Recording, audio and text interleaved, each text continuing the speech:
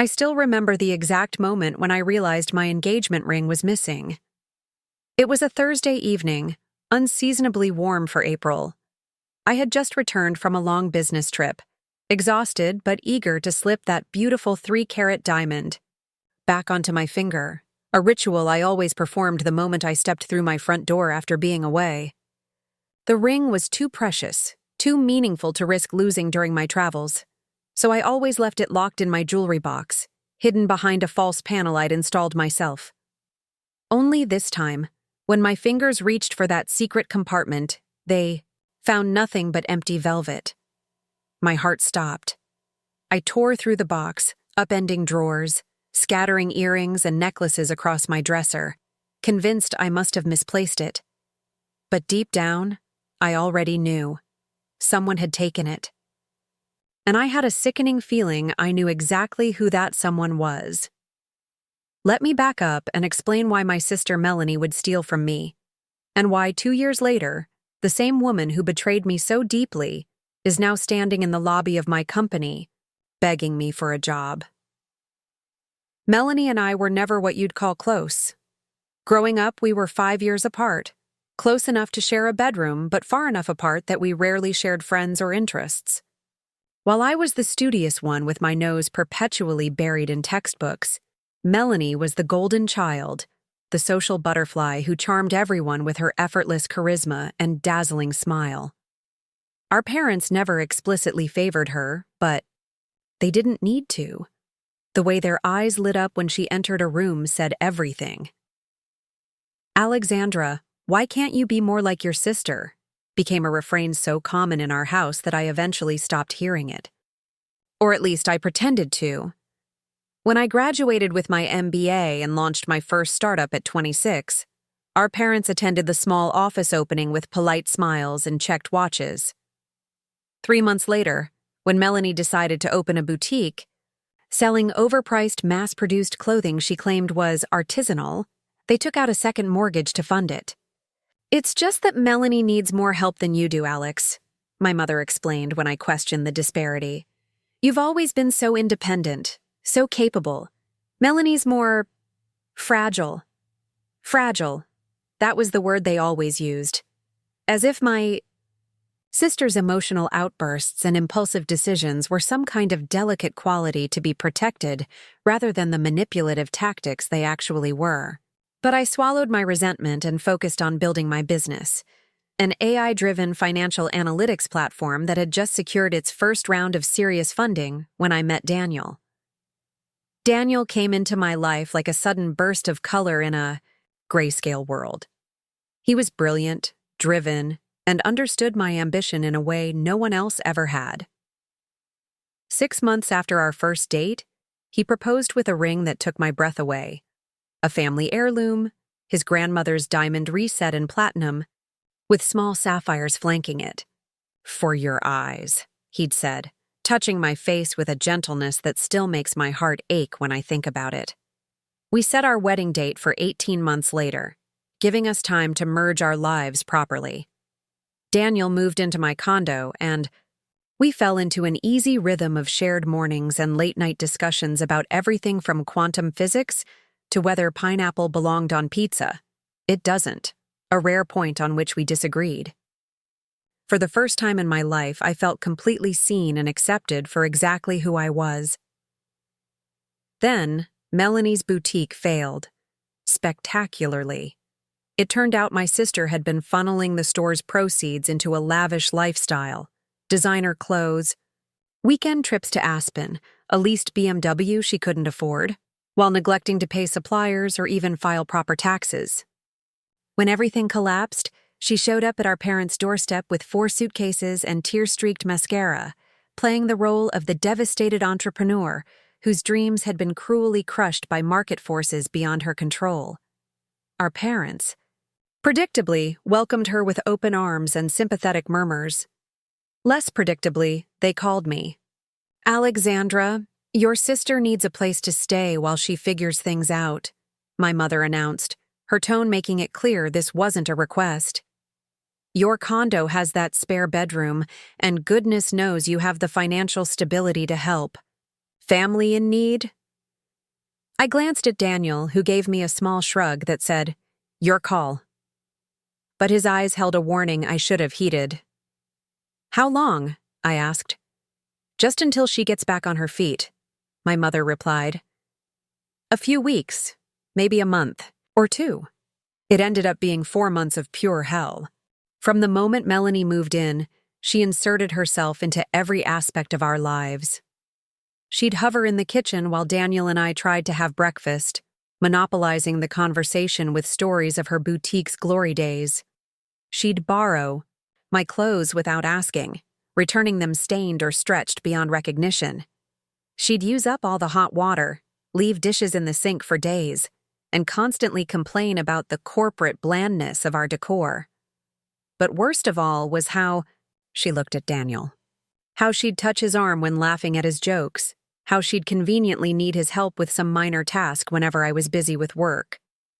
I wasn't imagining it. Daniel noticed too, growing increasingly uncomfortable with her thinly veiled flirtations. "Alex, we need to set a firm move-out date," he said one night after Melanie had accidentally walked in on him coming out of the shower. "This isn't working," I agreed.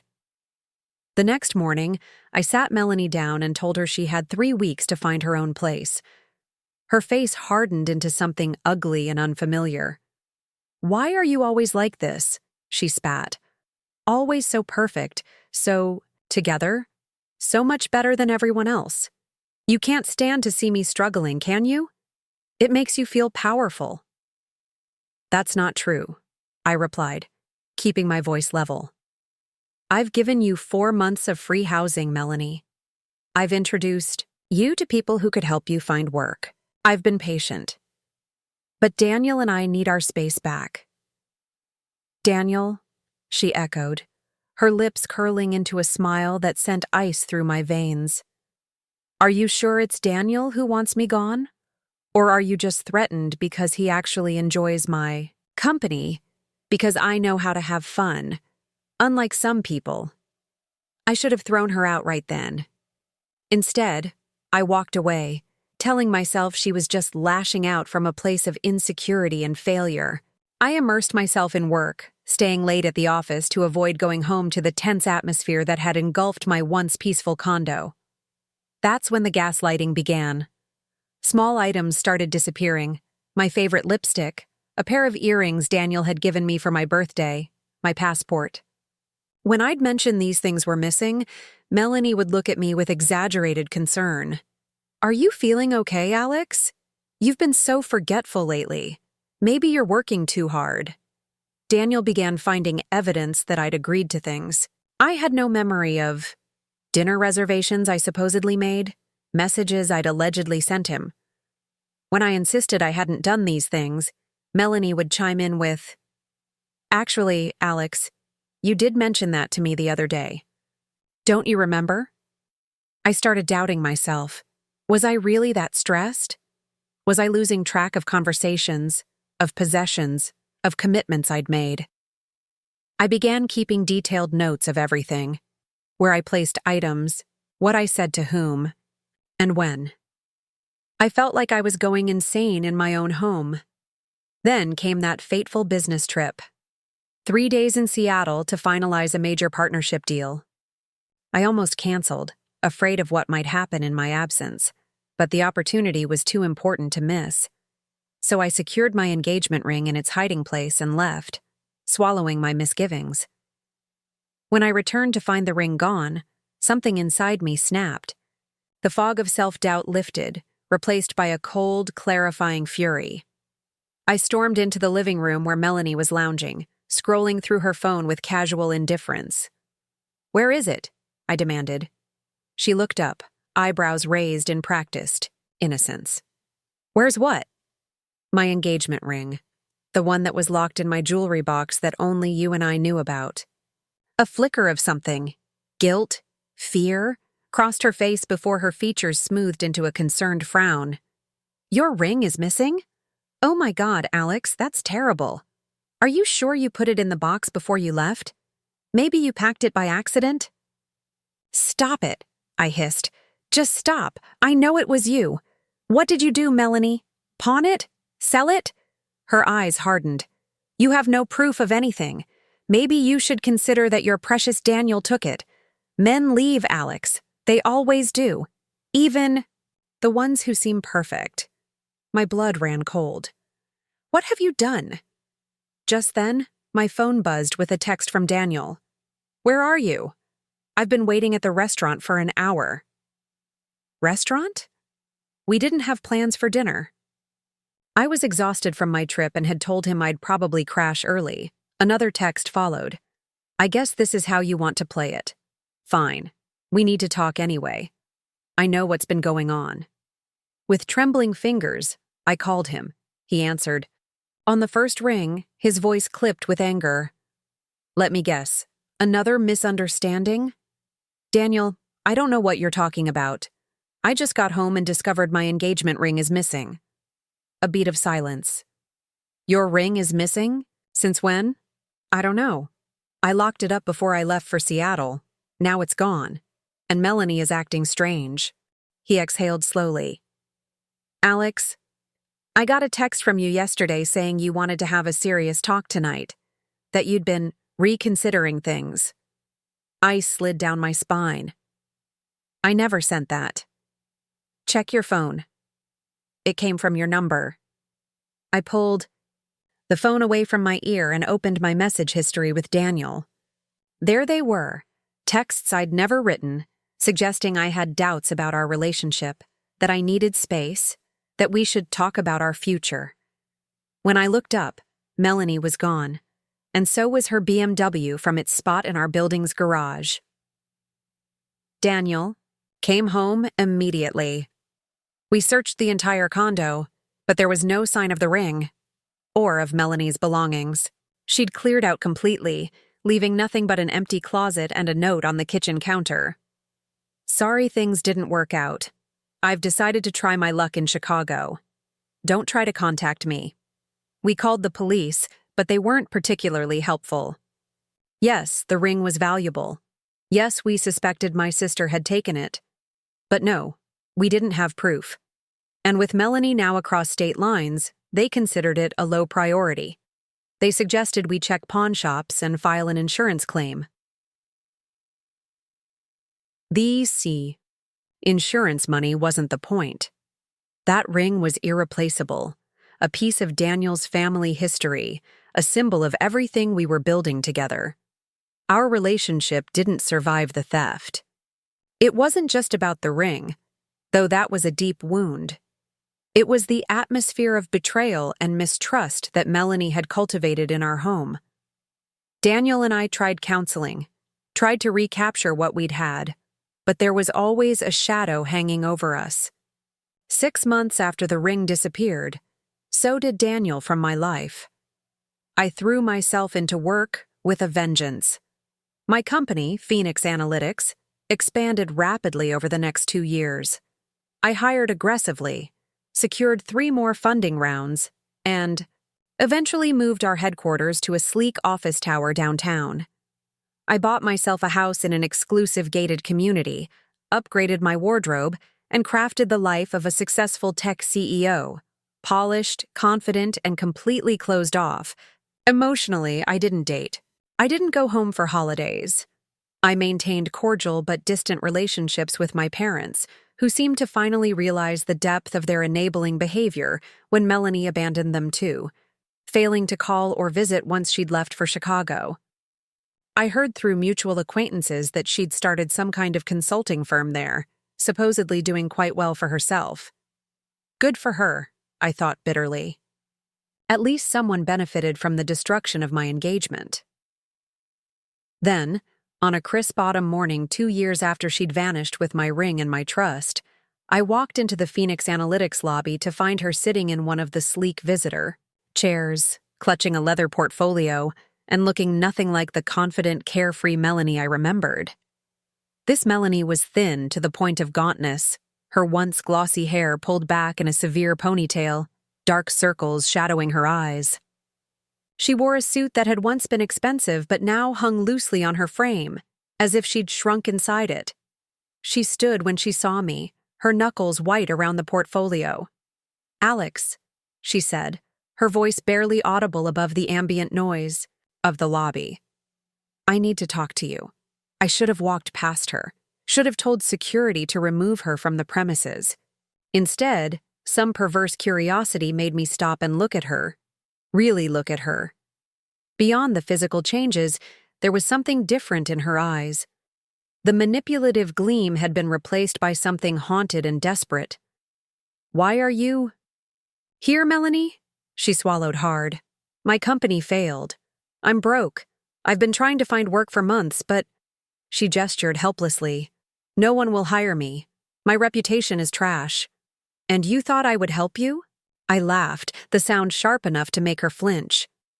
After what you did? I know I have no right to ask, she whispered. But you're my only hope, Alex.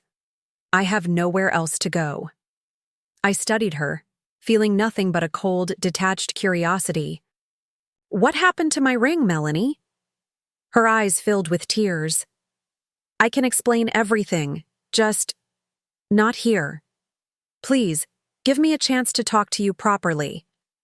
For a moment, I considered it. Not out of compassion, but out of a desire for closure, for answers to questions that had haunted me for 2 years. Then I remembered Daniel's face the day we realized the ring was truly gone, the way his eyes had dimmed, the way something essential between us had fractured beyond repair.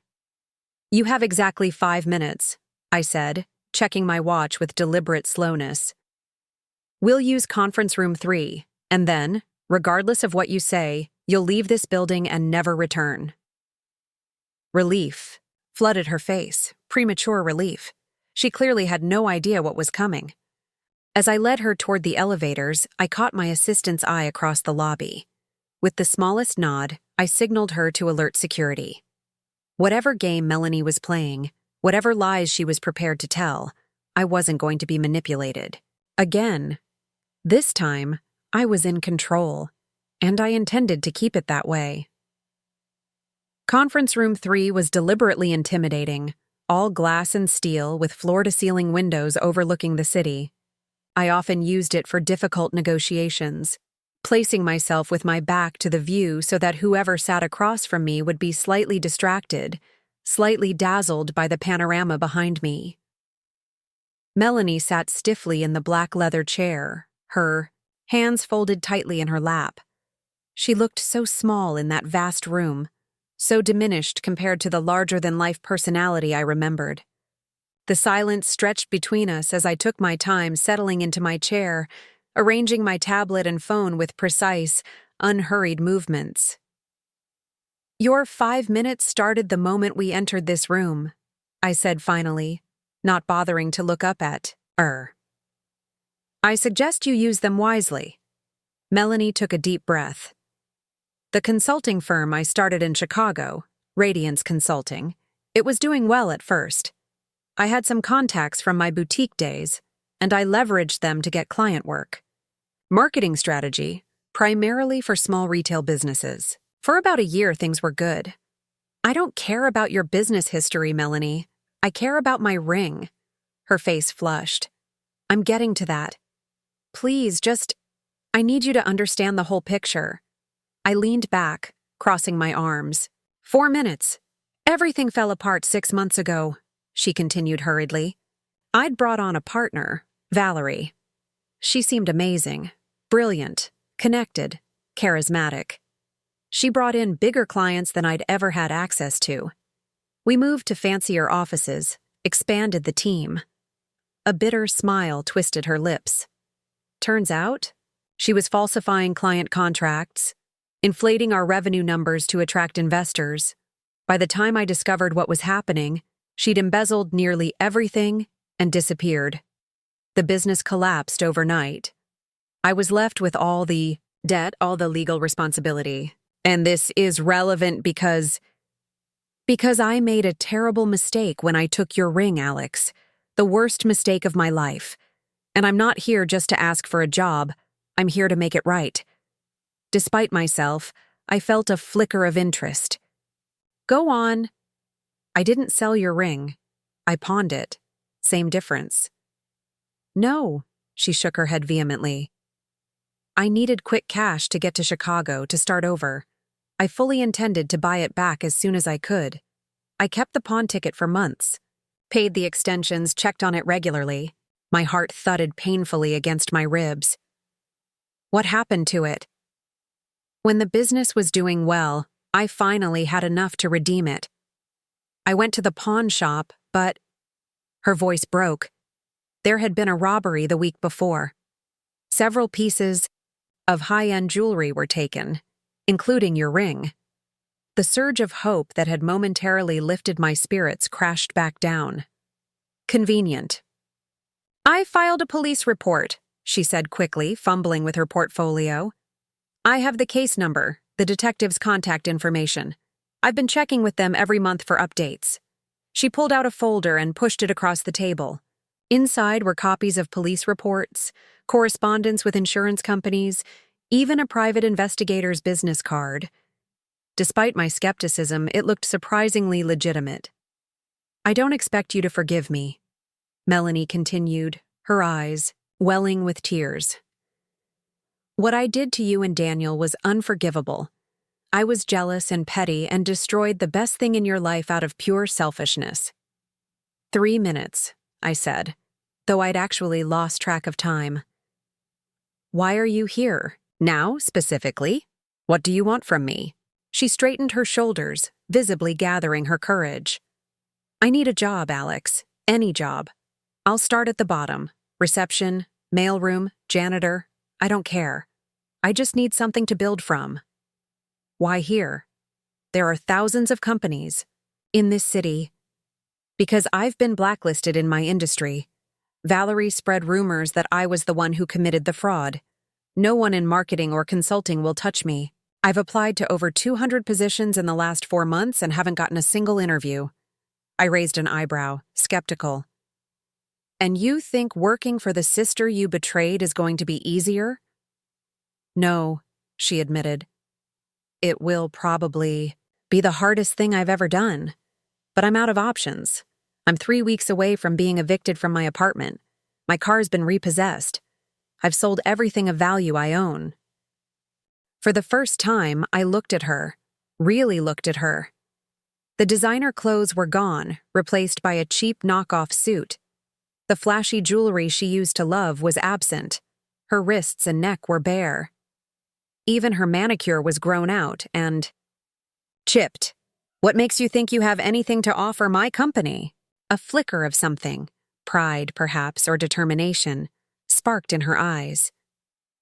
I may have failed spectacularly, but before everything went wrong, I was good at what I did. I know how to connect with people, how to build relationships. I understand consumer behavior in ways that your data scientists might miss. I could bring a human element to your analytics. It was a good pitch, polished despite her obvious desperation. Melanie had always been a natural saleswoman, even when what she was selling was herself. 2 minutes, I said.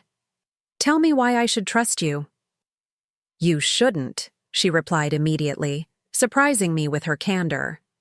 I wouldn't in your position, but I've hit rock bottom, Alex. When you have nothing left to lose, you find clarity. I'm not the same person who stole from you. That Melanie was entitled, selfish, blind to the consequences of her actions. This Melanie, she gestured to herself, has learned the hard way what matters. My office phone buzzed. I pressed the speaker button. Ms. Walker, security is in position whenever you're ready, my assistant's voice announced. Melanie's face paled, but she didn't look surprised. She'd known this was likely a setup. Thank you, Diane. I'll let you know. I studied my sister, weighing options, calculating risks. The business part of my brain recognized that hiring her would be foolish. The personal part wanted to throw her out of the building and never see her again. But a smaller, quieter part, the part that remembered building sandcastles with her at the beach when we were children, before competition and resentment corroded our bond, that part whispered something else entirely. 1 minute, I said. Final question. If I were to offer you a position, and that's a massive if, what would you do differently this time? Hope flared in her eyes, quickly tempered by wariness. She knew better than to celebrate prematurely. "I'd respect boundaries," she said carefully. "I'd understand that this is strictly professional. I wouldn't expect special treatment or forgiveness. I'd work twice as hard as anyone else and accept whatever scrutiny you deemed necessary. And I'd find a way somehow to make amends for what I took from you. Not just the ring, but the trust, the relationship." "Time's up," I announced, gathering my things. "You'll hear from HR by the end of the day." Melanie stood, confusion written across her face. "Does that mean—" "It means you'll hear from HR by the end of the day," I repeated, rising to leave. "Security will escort you out." As if on cue, 2 security guards appeared at the conference room door. Melanie gathered her portfolio with shaking hands and allowed herself to be led toward the elevators, throwing one last desperate glance over her shoulder as she went. I returned to my office and closed the door, needing a moment to process what had just happened. Had I seriously just considered giving Melanie a chance? After everything she'd done? My desk phone buzzed again. "Your 10 o'clock is waiting," Diane reminded me gently. "I'll be right there," I replied, pushing thoughts of Melanie aside to focus on the day ahead. But concentration proved impossible. Throughout meetings, conference calls, and strategy sessions, my mind kept circling back to Melanie and her story about the ring. Was she telling the truth about the pawnshop robbery, about trying to redeem the ring? It seemed far-fetched, and yet the documentation had looked genuine. By late afternoon, I found myself pulling up the security footage from the lobby, watching again as Melanie waited for me. There was no dramatic pacing, no rehearsing of lines. She'd simply sat there, occasionally checking her phone, shoulders hunched, the picture of defeated resignation. I sighed and opened a new email to Vanessa, our HR director. "Vanessa, I'd like you to interview Melanie Walker for a potential position in the marketing department. Entry-level, probationary period, standard background check. Let me know if you have concerns." Alexandra, I hit send before I could reconsider. Within minutes, my private line rang. "Alexandra, it's Vanessa. I just received your email about interviewing." "Is this the same Melanie Walker who's your sister?" "Yes." A hesitant pause. "I see. Would you like to discuss this first? It's somewhat unusual to bring family into the company, especially at your level." "It's unusual, but not unprecedented. And she'll be starting at entry level with the same vetting process as any other candidate." "Of course," Vanessa replied carefully. "I'll reach out to her today. When would you prefer the interview to take place?" "Tomorrow morning. And Vanessa, I want you to be extra thorough. No favoritism. If anything, hold her to a higher standard." "Understood." After hanging up, I texted my old college roommate Rachel, now a detective with the city police department. "Need a favor. Can you verify a police report about a pawnshop robbery?" Confidentially, her response came quickly. "Send me the details." No promises, but I'll see what I can do. I forwarded the case number from Melanie's documentation and then tried to return to work, pushing the whole situation out of my mind. That evening, I poured myself a generous glass of Cabernet and carried it out to my back patio.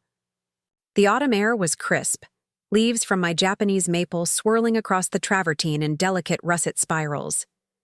I wrapped myself in a cashmere throw and tried to enjoy the peaceful moment, but my thoughts refused to settle. What was I doing? Why was I even considering helping Melanie after what she'd done? My phone chirped with a text from Rachel. "Report checks out. Pawn shop on Dearborn was hit 14 months ago. Several high-value pieces taken, including a 3-carat diamond ring with sapphire accents. Investigation still open, but cold. Your sister filed all the appropriate reports as the individual trying to reclaim the item." I stared at the message for a long time. So that part of Melanie's story at least was true. The ring had been pawned, not sold outright, and she had been trying to recover it when it was stolen. Did that change anything? She'd still taken it in the first place. still violated my trust, still played a significant role in destroying my relationship with Daniel. Daniel. I hadn't allowed myself to think of him in months, but now his memory flooded back with painful clarity. Last I'd heard, he was engaged to someone else, a yoga instructor he'd met at a wellness retreat. They lived in Portland now. They looked happy in the social media photos I'd tortured myself with before finally blocking his accounts. My phone rang, startling me out of my melancholy. Unknown number. Hello? Alex? A familiar male voice, slightly tentative. It's Daniel. I nearly dropped the phone. Daniel, why are you calling me? I got a strange email today, he said. From your sister Melanie. My blood ran cold. What did it say? That she wanted to make amends. That she'd caused irreparable damage to both of us and wanted to take responsibility. She mentioned something about the ring being stolen in a pawnshop robbery. Yes, I just verified that part is true. I hesitated. She showed up at my office. Today, looking for a job. A low whistle from his end. Wow, that's bold. What did you do? Surprisingly, I didn't have her thrown out immediately. I sent her to HR for an interview. The silence stretched between us, comfortable in its familiarity. We'd always been able to communicate in pauses as much as in words. You're considering helping her, he said finally. Not a question. I don't know what I'm doing, honestly. Part of me thinks I'm being manipulated again. But she seems genuinely rock bottom this time. People can change, Daniel offered quietly. But that doesn't mean they deserve automatic forgiveness or trust. I know, I sighed. I'm not planning to welcome her back with open arms. But I'm curious, I guess, to see if she's really different. Just be careful, he said. You have a generous heart under all that CEO armor. It's one of the things I always loved about you. The past tense stung, despite the years that had passed. I will. Thank you for calling to warn me. Actually, he said, his voice taking on a strangely nervous quality. That wasn't the only reason I called. I'm going to be in town next week for a conference. I thought maybe we could get coffee, catch up. My heart stumbled over itself. You're engaged, Daniel. Not anymore.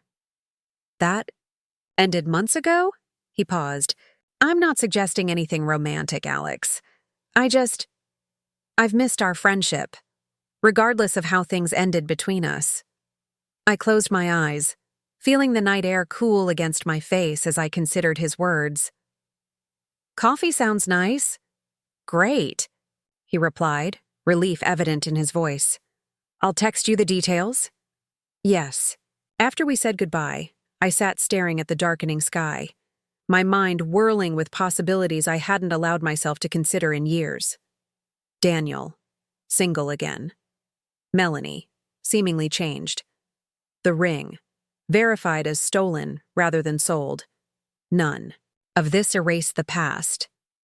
But perhaps, just perhaps, it offered a slightly different lens through which to view it. My phone buzzed with an email notification from Vanessa. Interview with Melanie Walker, scheduled for 9 a.m. tomorrow. Will provide. Detailed assessment afterward. I put my phone away and took a deep breath of the autumn air. Tomorrow would bring its own challenges and revelations. For tonight, I would simply sit with the knowledge that sometimes life presents you with unexpected second chances. And the real question is whether you're brave enough to take them. I arrived at the office early the next morning, determined to observe Melanie's interview without her knowledge.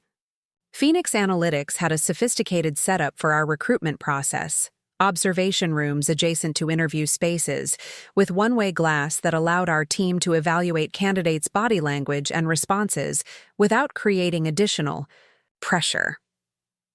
Vanessa was already waiting for me, tablet in hand, her expression professionally neutral. Good morning, Alexandra. Everything's prepared for the 9 a.m. interview. Do you have specific questions you'd like me to focus on? I shook my head. Treat it like any other interview. I don't want special accommodations, positive or negative. Nodded, her eyes searching my face for any hint of personal investment. And if she's qualified? Then we follow standard protocol. Entry-level position, 3-month probation, regular performance reviews. I paused. With one addition, whatever. Department she's placed in. I want weekly reports from her direct supervisor. Of course. Vanessa hesitated. May I ask a personal question?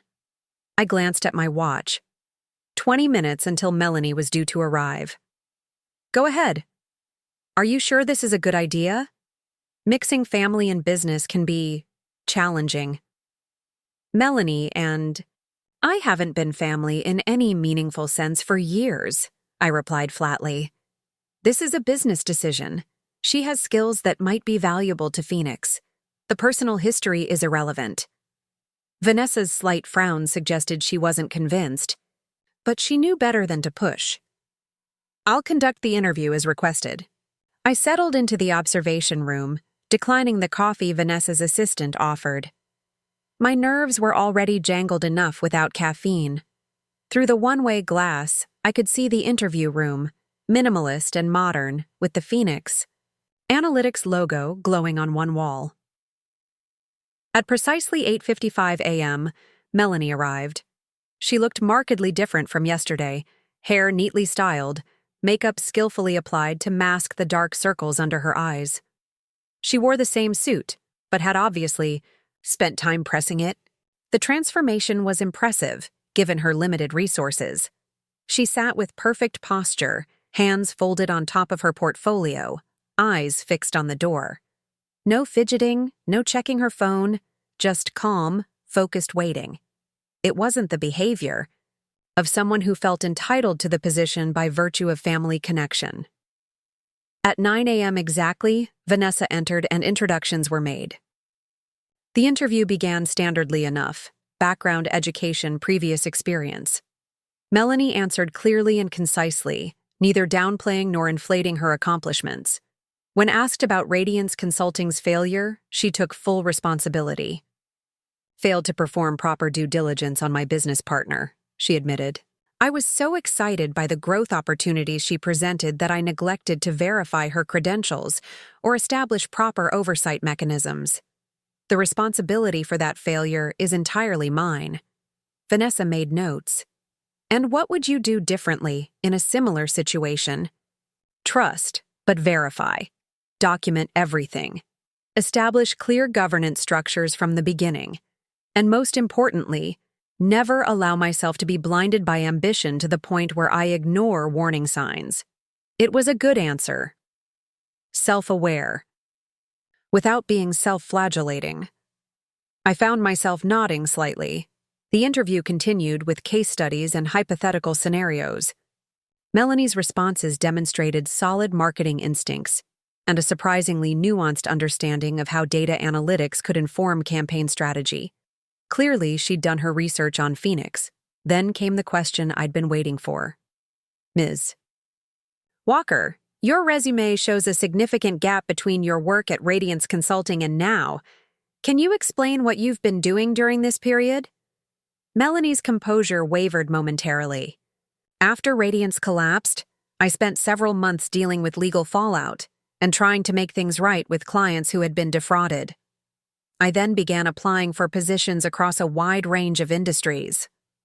While waiting for employment, I've been taking online courses in digital marketing and data visualization to update my skills. And why Phoenix Analytics specifically? We don't typically hire marketing professionals with retail backgrounds. Here it was, the moment of truth. Would she mention our relationship, use it as leverage? Melanie met Vanessa's gaze directly.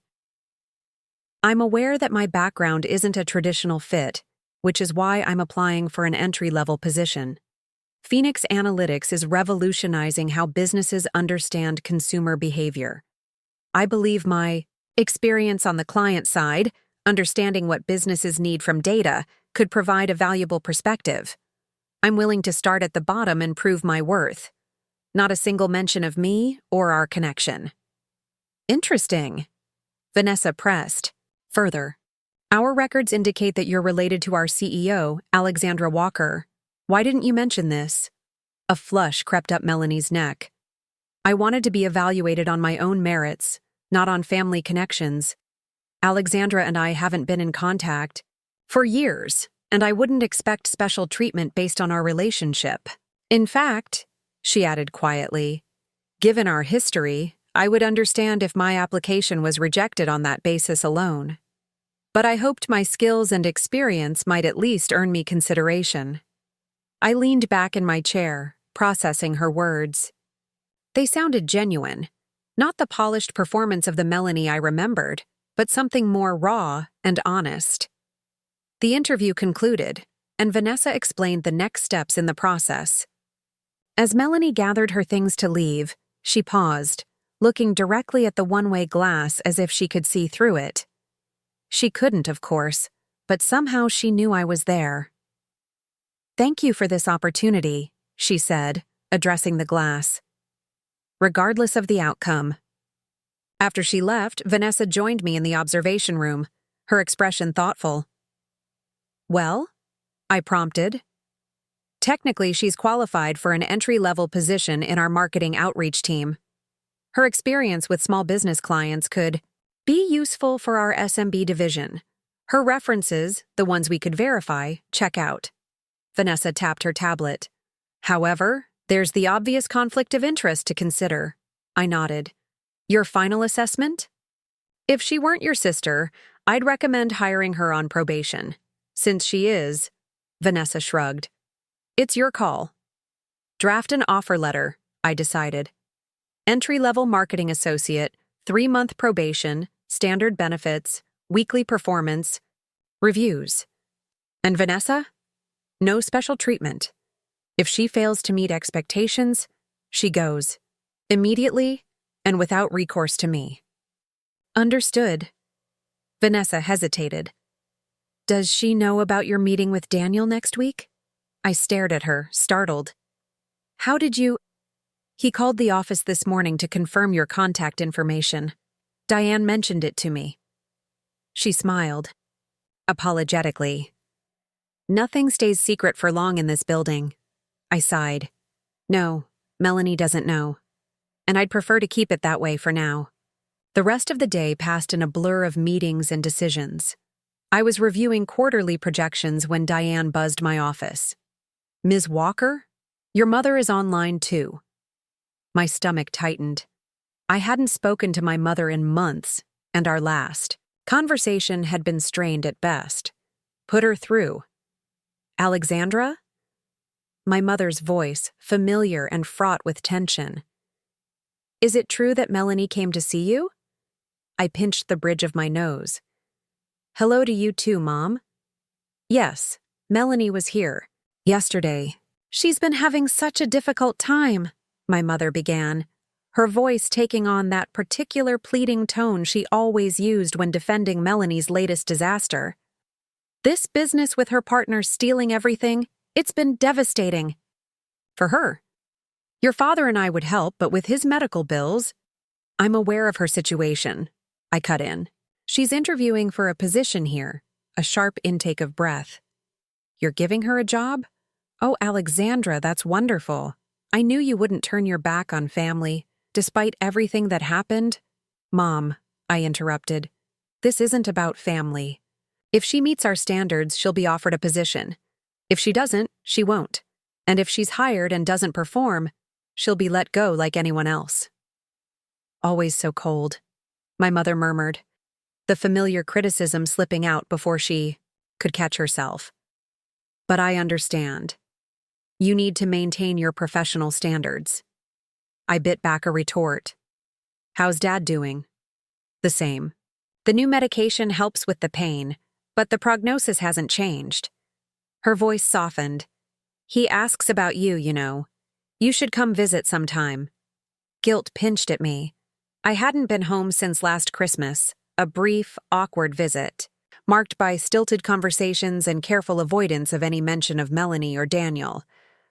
"I'll try to come soon," I promised, knowing even as I said it that soon was a flexible concept.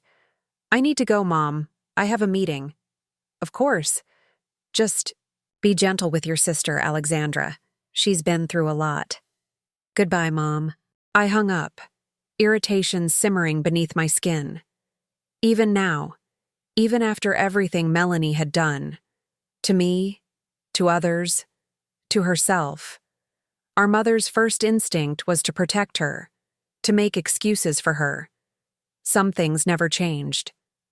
The week crawled by. Melanie accepted the job offer with almost embarrassing gratitude, scheduled to start the following Monday. I deliberately arranged my schedule to be out of the office for most of her first week, wanting to give her space to establish herself without my presence complicating matters. And then, suddenly, it was Saturday, and I was sitting in an upscale coffee shop downtown, watching the door with ridiculous nervousness as I waited for Daniel. He arrived precisely on time, as he always had. The sight of him, slightly more silver at his temples, a new pair of glasses, but essentially unchanged, hit me with unexpected force. For a moment, I was catapulted back in time, to weekend mornings at our favorite cafe, sharing sections of the newspaper and planning our future together. "Alex," he said, his smile warm but cautious as he approached my table. "It's good to see you." I stood, unsure of the appropriate greeting. A handshake seemed too formal, a hug too intimate. We ended up in an awkward half-embrace that left us both laughing self-consciously. "You look great," he said, taking the seat across from me. "Success obviously agrees with you." "Thanks. You look well, too." I gestured to the barista. "Still a macchiato guy?" "Some habits die hard," we ordered, and an awkward silence descended. 2 years of separation yawned between us, filled with unasked questions and unspoken regrets. "So," I finally ventured, "your email from Melanie. What exactly did she say?" Daniel pulled out his phone and found the message. "Here, you can read it yourself." The email was brief, but devastatingly direct. "Daniel, you don't know me anymore, and you have every reason to delete this without reading further. But I need to tell you something important." The engagement ring, I took it. Alex never lost it or misplaced it. I stole it before leaving for Chicago because I needed money and because I was jealous of what you two had. I pawned it, intending to buy it back later, but it was stolen in a robbery before I could. I destroyed something beautiful between you two out of pure selfishness. I can't fix it, but I wanted you to know the truth. Alex never lied to you. She never betrayed your trust. I'm so sorry for the pain I caused you both. Melanie, I read it twice, my throat tight. "When did you receive this?" "Tuesday evening. I tried calling you right away." I handed his phone back, processing the implications. "She sent this before her interview, before she knew whether I would help her or not." Daniel nodded. "That's what made me think it might be genuine. It wasn't transactional. She wasn't confessing in exchange for your assistance." "Did you respond to her?" "Just a brief acknowledgement. I thanked her for her honesty, but made it clear that what happened between us was more complicated than just the ring." I sipped my latte, gathering my thoughts. "She's starting at Phoenix on Monday. Entry-level position, nothing guaranteed." "That's surprisingly generous of you. Is it? Or am I just setting myself up to be hurt again?" Daniel considered this. "People can change, Alex. Sometimes hitting rock bottom forces a real reckoning." "You sound like you're defending her." "No," he shook his head firmly. "What she did was indefensible. I'm just saying that genuine redemption is possible. Rare, but possible." Our conversation shifted to safer topics. His work developing sustainable architecture projects, my company's recent expansion, mutual friends we'd stayed in touch with. It was comfortable, almost like old times, except for the careful way we avoided certain subjects. Our breakup, his failed engagement, my deliberate retreat from anything resembling a personal life. As we were finishing our coffee, he said quietly, I've missed this. Talking to you. No one else ever really got my obscure science jokes. I smiled despite myself. Remember when you tried to explain quantum entanglement using salt and pepper shakers at that dinner party? Everyone else was completely lost, but it made perfect sense to me. We were always in sync that way. He hesitated. Listen, I'm in town until Wednesday. Would you maybe want to have dinner one night? Nothing fancy, just continue catching up? I studied his face, searching for hidden agendas, for the anger that must still linger somewhere beneath the surface.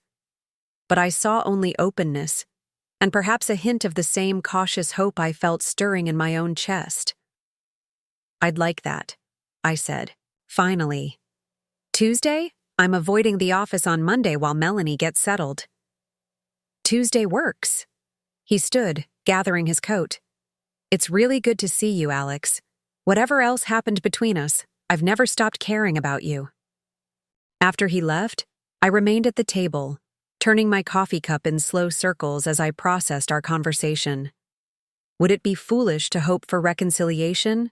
With Daniel, with Melanie, even with myself? The Alex who existed before betrayal hardened me into the person I'd become? My phone buzzed with a text from an unknown number. Thank you for the opportunity. I promise I won't let you down. Melanie. I didn't respond, but I didn't block the number either. Sunday passed in a flurry of preparation for a major client presentation. I deliberately worked myself into exhaustion, hoping to avoid overthinking both Melanie's first day and my upcoming dinner with Daniel. By the time I fell into bed that night, I was too tired to worry about either. Monday morning, I woke to another text from Melanie. First day today. I know you're avoiding the office because of me. I understand.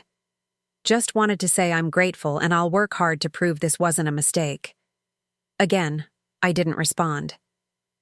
But as I moved through my day, working remotely from a favorite cafe, then taking a long postponed lunch with a college friend, finally stopping by my accountant's office to sign some documents, I found my thoughts repeatedly returning to Phoenix, wondering how Melanie was faring. Around 4 p.m., I received an email from Jason Kimura, the head of our marketing department and Melanie's direct supervisor. First day assessment of Melanie Walker. Punctual, prepared, asks intelligent questions. Completed orientation efficiently and has already started on competitor analysis project. Team reception cautiously positive. No red flags to report. I read it twice, feeling a strange mix of relief and disappointment. What had I expected? That she would implode on day one, validating my worst suspicions? Or that she would miraculously transform the department with her brilliance, proving I'd been right to give her a chance? Reality, as usual, was more mundane. Melanie was doing her job. Nothing more, nothing less. I was about to put my phone away. When it rang, Rachel, my detective friend. Hey, Alex, got a minute? Sure, what's up? That pawn shop robbery you asked me to look into? There's been a development. I sat up straighter. What kind of development? They caught the guy. Career. Criminal named Marcus Dawson. He'd been hitting pawn shops across 3 states. They found a storage unit full of stolen merchandise, including, potentially, your ring. My heart stuttered. Are you serious? Don't get too excited yet, she cautioned. They're still cataloging everything. But there was a 3-carat diamond. Ring with sapphire accents that matches your description. They'll need you to come in and identify it, maybe provide proof of ownership if you have it. When? Evidence processing takes time, probably next week at the earliest. I'll let you know, as soon as they're ready. After we hung up, I sat motionless, struggling to process this new information. If the ring had been recovered, if it was truly the same ring, what did that mean? For me, for Daniel, for the narrative I'd constructed around Melanie's betrayal, and, more importantly, what would I do with it if it was returned to me? Tuesday arrived with an unexpected autumn rainstorm that drenched the city, turning the morning commute into a snarled mess of traffic and hunched pedestrians scurrying beneath. Inadequate umbrellas. I'd planned to continue working remotely, but after Rachel's call, I felt a restless energy that my home office couldn't contain. I needed the structured environment of Phoenix Analytics, the familiar rhythm of the workplace to ground me. I arrived, just after 10, using the executive elevator that opened directly into the corridor near my office, bypassing the main floor where Melanie would be working. Diane looked up in surprise as I entered, quickly rearranging her expression into professional neutrality. "Good morning, Ms. Walker. I wasn't expecting you until tomorrow." "Change of plans," I replied, hanging my rain-soaked coat on the rack. "Any fires I should know about?" "Nothing urgent. Mr. Kimura left a report on Melanie Walker's first day, but I'm sure you've seen his email already." I nodded, scanning the stack of mail on my desk. "How is the mood on the floor?" Diane understood immediately what I was really asking. "Curious but professional. There was some initial gossip when people realized your connection, but Mr. Kimura shut it down quickly. She's keeping her head down and focusing on her work." "Good. I'll be in my office most of the day. I'd prefer not to take any non-essential meetings." As the door closed behind me, I sank into my chair, suddenly uncertain why I'd felt so compelled to come in. What was I hoping to accomplish? To spy on Melanie? To reassure myself that Phoenix wouldn't collapse with her presence? Or was I simply tired of hiding in my own company? I immersed myself in work, deliberately choosing complex problems that required my full concentration. Around noon, Diane buzzed to remind me about a scheduled video call with our London office. By the time that wrapped up, it was nearly 2 o'clock, and my stomach reminded me I hadn't eaten since a hasty breakfast. "I'm going down to the cafe," I told Diane, gathering my tablet. "Back in 30. Our in-house cafe occupied the mezzanine level, a sleek space with floor-to-ceiling, windows overlooking the city. The lunch rush had passed, leaving just a scattering of employees at the tables, most engrossed in their devices or quiet conversations.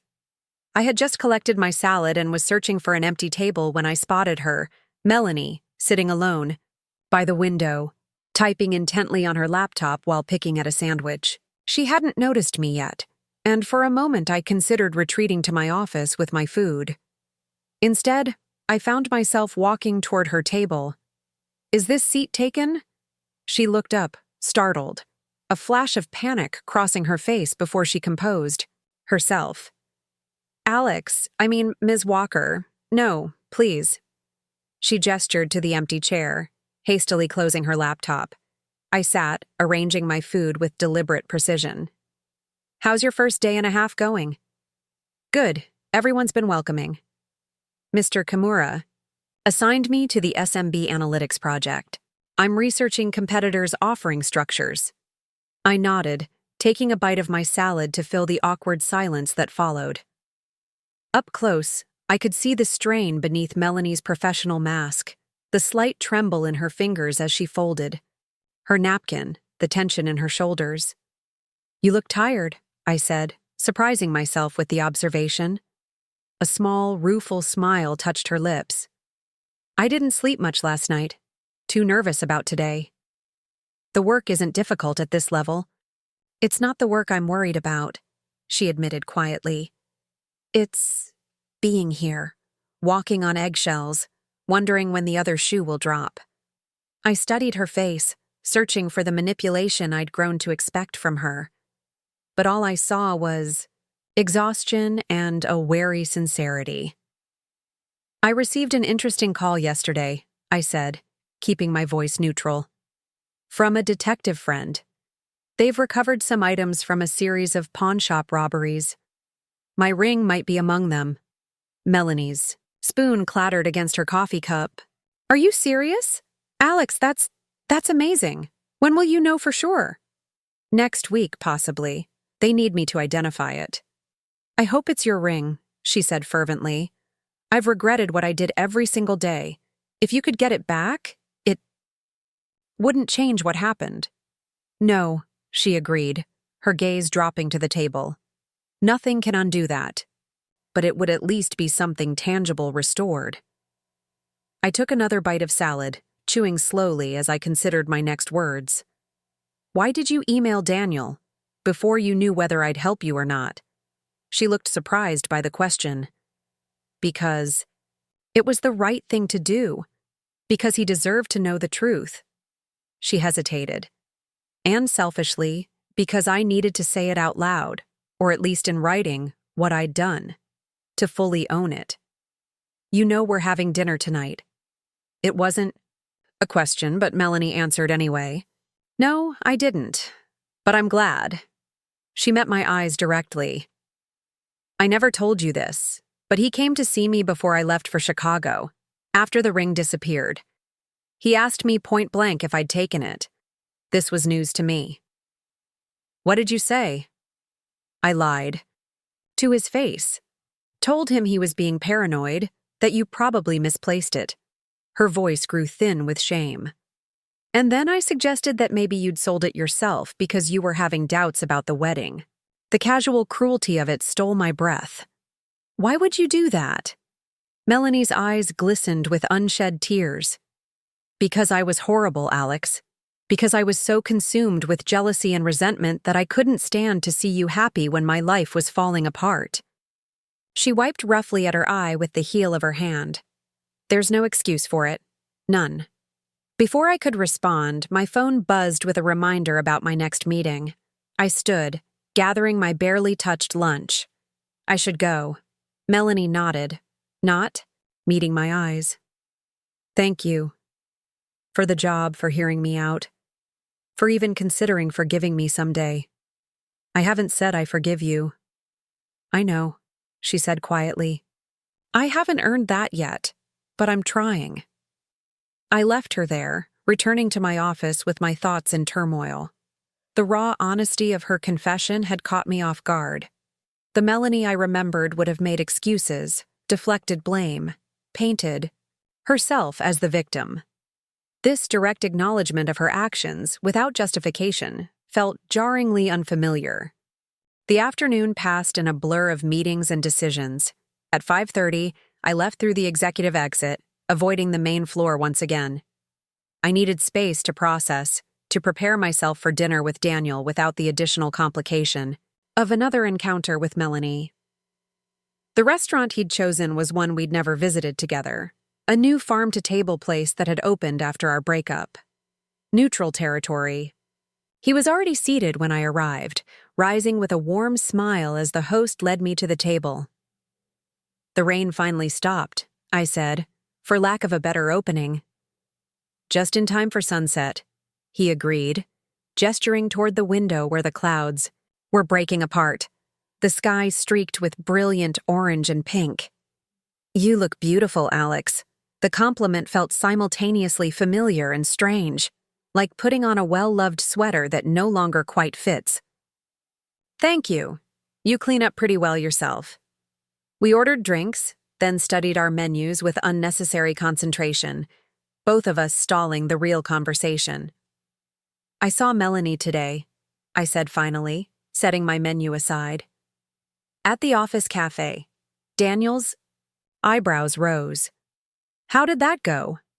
Surprisingly, honest. She told me something I didn't know, that you confronted her about the ring before she left. He nodded slowly. I did. I knew something wasn't right. The way she'd been behaving, the sudden disappearance of the ring. It wasn't hard to connect the dots. Why didn't you tell me? He sighed, running a hand through his hair in that familiar gesture I'd almost forgotten. Because she convinced me you might have been having doubts, that maybe you'd gotten rid of the ring yourself. His expression turned rueful. It sounds idiotic now, saying it out loud. But at the time, with all the tension in the apartment, the strange mood shifts, the missed dinner plans, things that I now realize were all Melanie's orchestration, I was vulnerable to the suggestion. You thought I'd sell my own engagement? Ring rather than just talk to you? The hurt in my voice was impossible to disguise. No, not sold, but maybe put it away. hidden it from yourself because you weren't ready to make the commitment. He reached across the table, his fingers lightly touching mine. I was wrong. And by the time I realized how completely I'd been manipulated, things between us had already deteriorated so much. Our drinks arrived, providing a momentary reprieve from the intensity of the conversation. I took a long sip of my wine, letting the cool liquid soothe my tight throat. I thought you left because you didn't trust me. I said finally, because you believed I was lying about the ring. And I thought you'd closed yourself off because you were having second thoughts about us. He shook his head sadly. We were both wrong, and too proud or hurt to really talk about it. She got what she wanted in the end, to break us apart. Only because we let her, Daniel replied quietly. We gave her that power. We ordered dinner, the conversation shifting to safer topics, mutual friends, career developments, the changes in the city over the past 2 years. But beneath the casual exchange ran a current of unresolved emotion, questions neither of us quite had the courage to ask directly. Finally, as we lingered over dessert, Daniel set down his fork and looked at me with an intensity that made my heart skip. I need to ask you something, Alex, and I want you to be completely honest.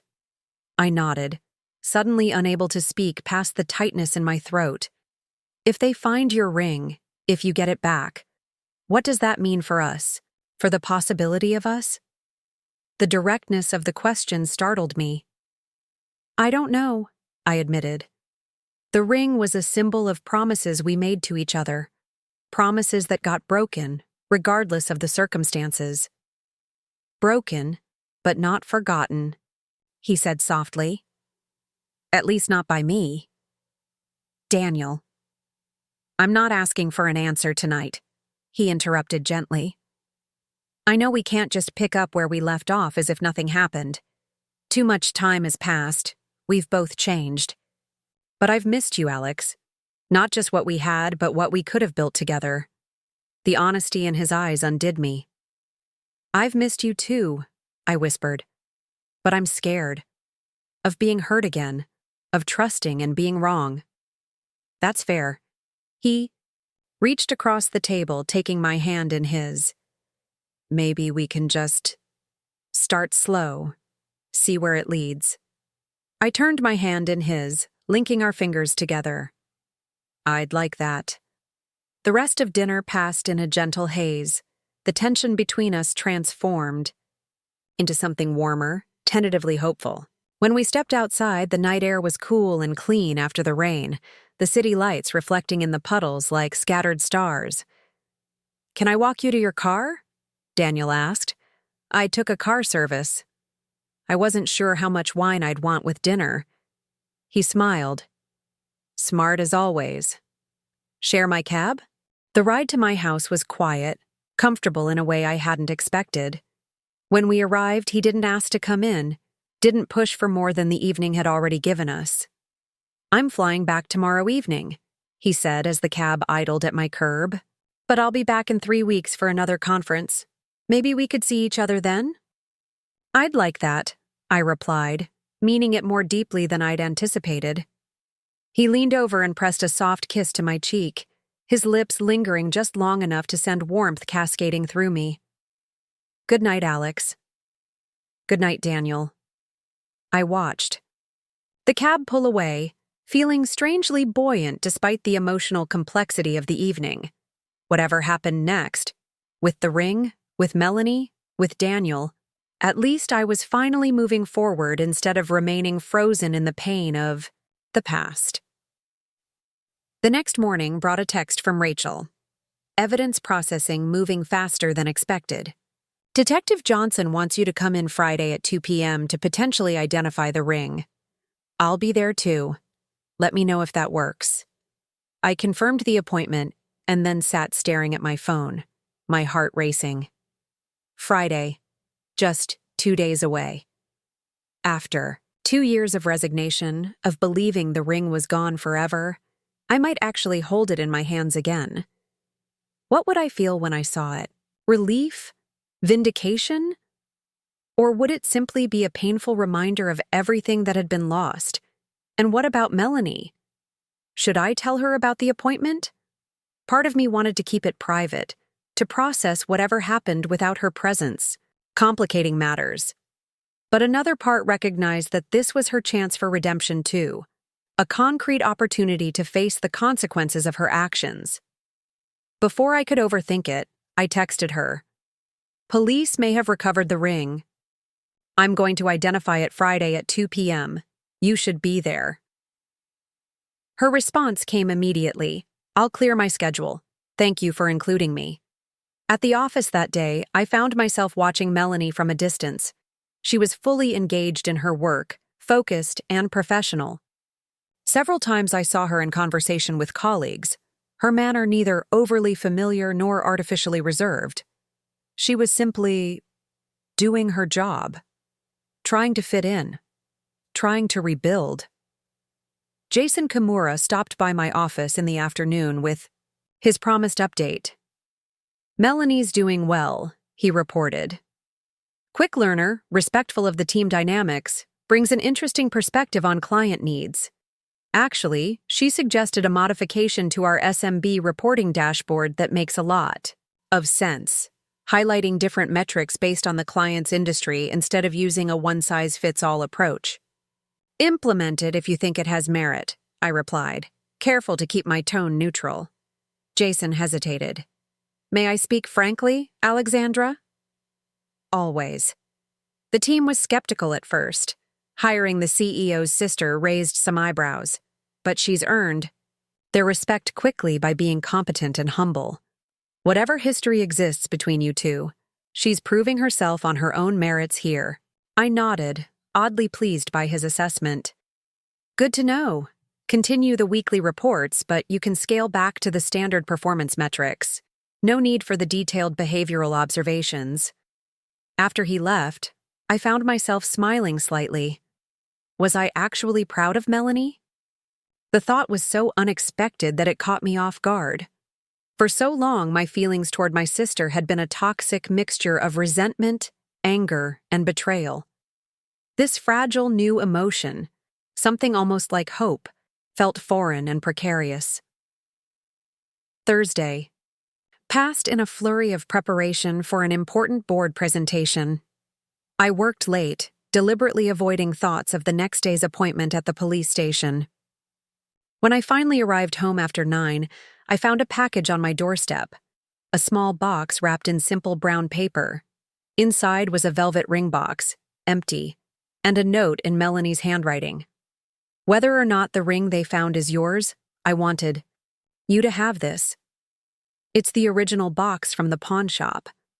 I kept it, telling myself it was so I could match the ring when I bought it back. But really, I think I kept it as a reminder of what I'd done, what I'd lost. Tomorrow, whatever happens, is another step in making amends. I just wanted you to know I'm grateful for the chance.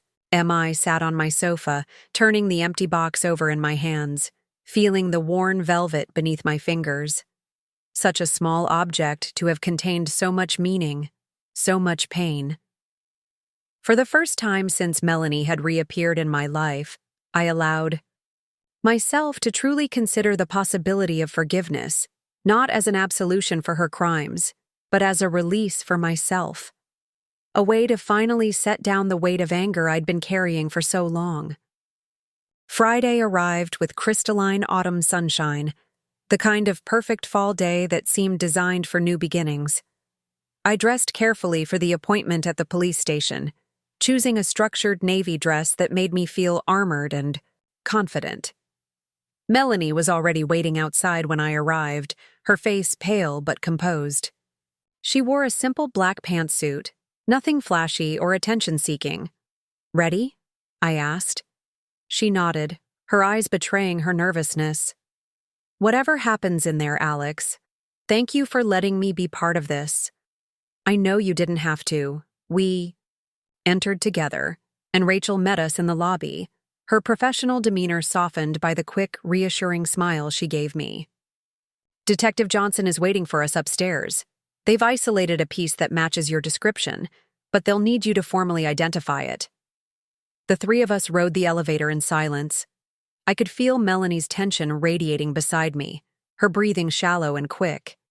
Despite everything, I found myself wanting to reassure her, a strange reversal of the protective instinct she'd always triggered in our parents. Detective Johnson greeted us in a small conference room, a sealed evidence bag on the table before him. After introductions and verification of my identity, he carefully opened the bag and removed a small, clear container. Inside, nestled against black fabric, was a ring. 3 carats, diamond center stone, sapphire accents, platinum setting. My ring. Daniel's grandmother's ring, the symbol of everything we'd lost. Ms. Walker, can you identify this item? Detective Johnson asked formally. I swallowed hard. Yes, that's my engagement ring, the one that was stolen 2 years ago. Beside me, Melanie made a small, choked sound, part sob, part relief. It's really it, she whispered. They found it. Detective Johnson nodded. We'll need you to fill out some paperwork, but once that's processed, the ring will be returned to you. He looked at Melanie. You're the sister? The one who filed the initial report with the pawn shop? She nodded, not trusting herself to speak. Your report was helpful in establishing the timeline. We've been after Dawson for years. He's responsible for over 30 robberies across 3 states. After completing the necessary forms, we were told the ring would be released to me within 2 weeks, once the case against Dawson was fully processed. As we left the police station, stepping back into the brilliant autumn sunlight, I felt strangely light, as if a chapter that had been left painfully open was finally beginning to close. Melanie stood awkwardly beside me on the sidewalk. What will you do with it when you get it back? It was the question I'd been asking myself since Rachel's call. What did this ring mean to me now? What did I want it to mean? I don't know yet, I answered honestly. But I'm looking forward to figuring it out. She nodded, understanding the layers beneath my words. I should get back to the office. I told Mr. Kimura I'd only be gone for 2 hours. Melanie, I said as she turned to leave. Thank you for the ring box. And for the note. A small, genuine smile touched her lips, not the dazzling, practiced charm she'd wielded like a weapon in the past, but something softer and more real. See you Monday? She asked, a tentative question in her voice. I nodded. See you Monday. As I watched her walk away, I pulled out my phone and composed a text to Daniel. They found the ring. It's really mine. It's coming back to me. His response came almost immediately. That's wonderful news, Alex. What are you feeling? I considered his question carefully, searching for the honest answer. Hope, I finally typed. For the first time in a long time, I'm feeling hope. The weekend after identifying my ring at the police station passed in a strange limbo. I felt suspended between the past and whatever future was beginning to take shape, not quite able to let go of old hurts, not quite ready to embrace new possibilities. I busied myself with mundane tasks, cleaning my already pristine house, organizing my closet, catching up on industry reading I'd been neglecting. But beneath these ordinary activities ran a current of anticipation, of something shifting and realigning within me. I didn't contact Daniel or Melanie.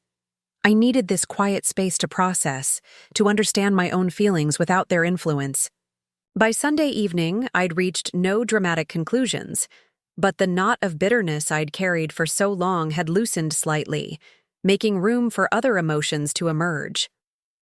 Monday morning, I deliberately took the main elevator up to our floor instead of the executive lift.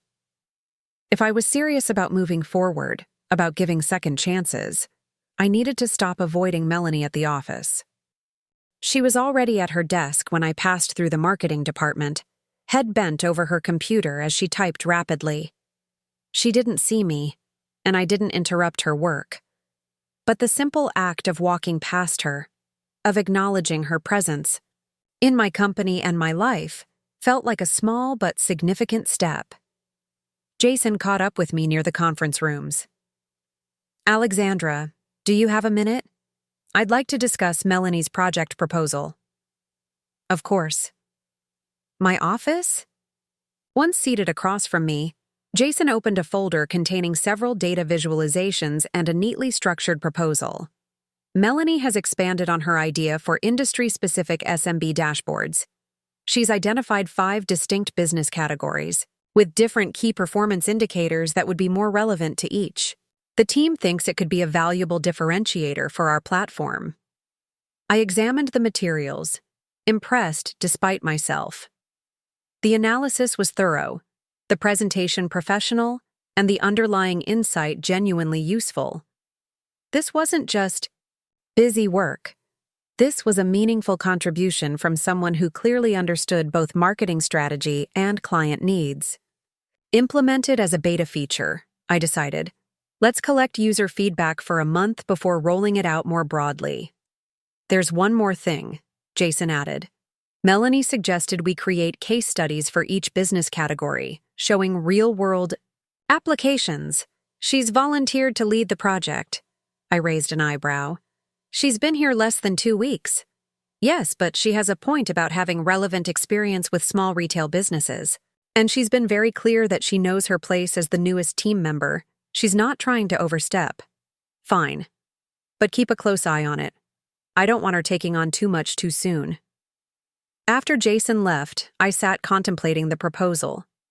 It was objectively good work, innovative, client-focused, practically executable. If it had come from any other new employee, I would have been impressed and pleased. The fact that it came from Melanie complicated my reaction, mixing professional approval with personal wariness. My phone buzzed with a text from Daniel. "Just landed back in Portland. Can't stop thinking about our dinner. 3 weeks until I'm back. In your city. Too long." I smiled despite myself, typing back. "Looking forward to it. Maybe we could video chat in the meantime?" His response was immediate. "Tonight, 8 p.m. your time?" "Perfect," I replied, surprised by the flutter of anticipation in my stomach. It was both familiar and new, reminiscent of the early days of our relationship, but tempered by experience and loss. Around noon, Diane buzzed my office. "Ms. Walker, your mother is on line 1. She says it's important." I sighed, bracing myself. "Put her through." "Alexandra?" My mother's voice sounded strained. "I just got the strangest call from Melanie. She said the police found your engagement ring, that it had been stolen in a pawn shop robbery. What on earth is she talking about?" Of course Melanie would tell our parents. I pinched the bridge of my nose, willing away the headache I could feel forming. "It's a long story, Mom." "Well, I think you owe us an explanation. Your father and I have been worried sick about the tension between you girls. And now this bizarre story about rings and robberies." "Mom," I interrupted firmly, "I can't get into this right now. I'm at work. I'll call you tonight, okay?" "This evening won't work. We're hosting the Hendersons for dinner. Tomorrow?" "Fine. Tomorrow." After hanging up, I sat staring at my desk, irritation simmering beneath my skin.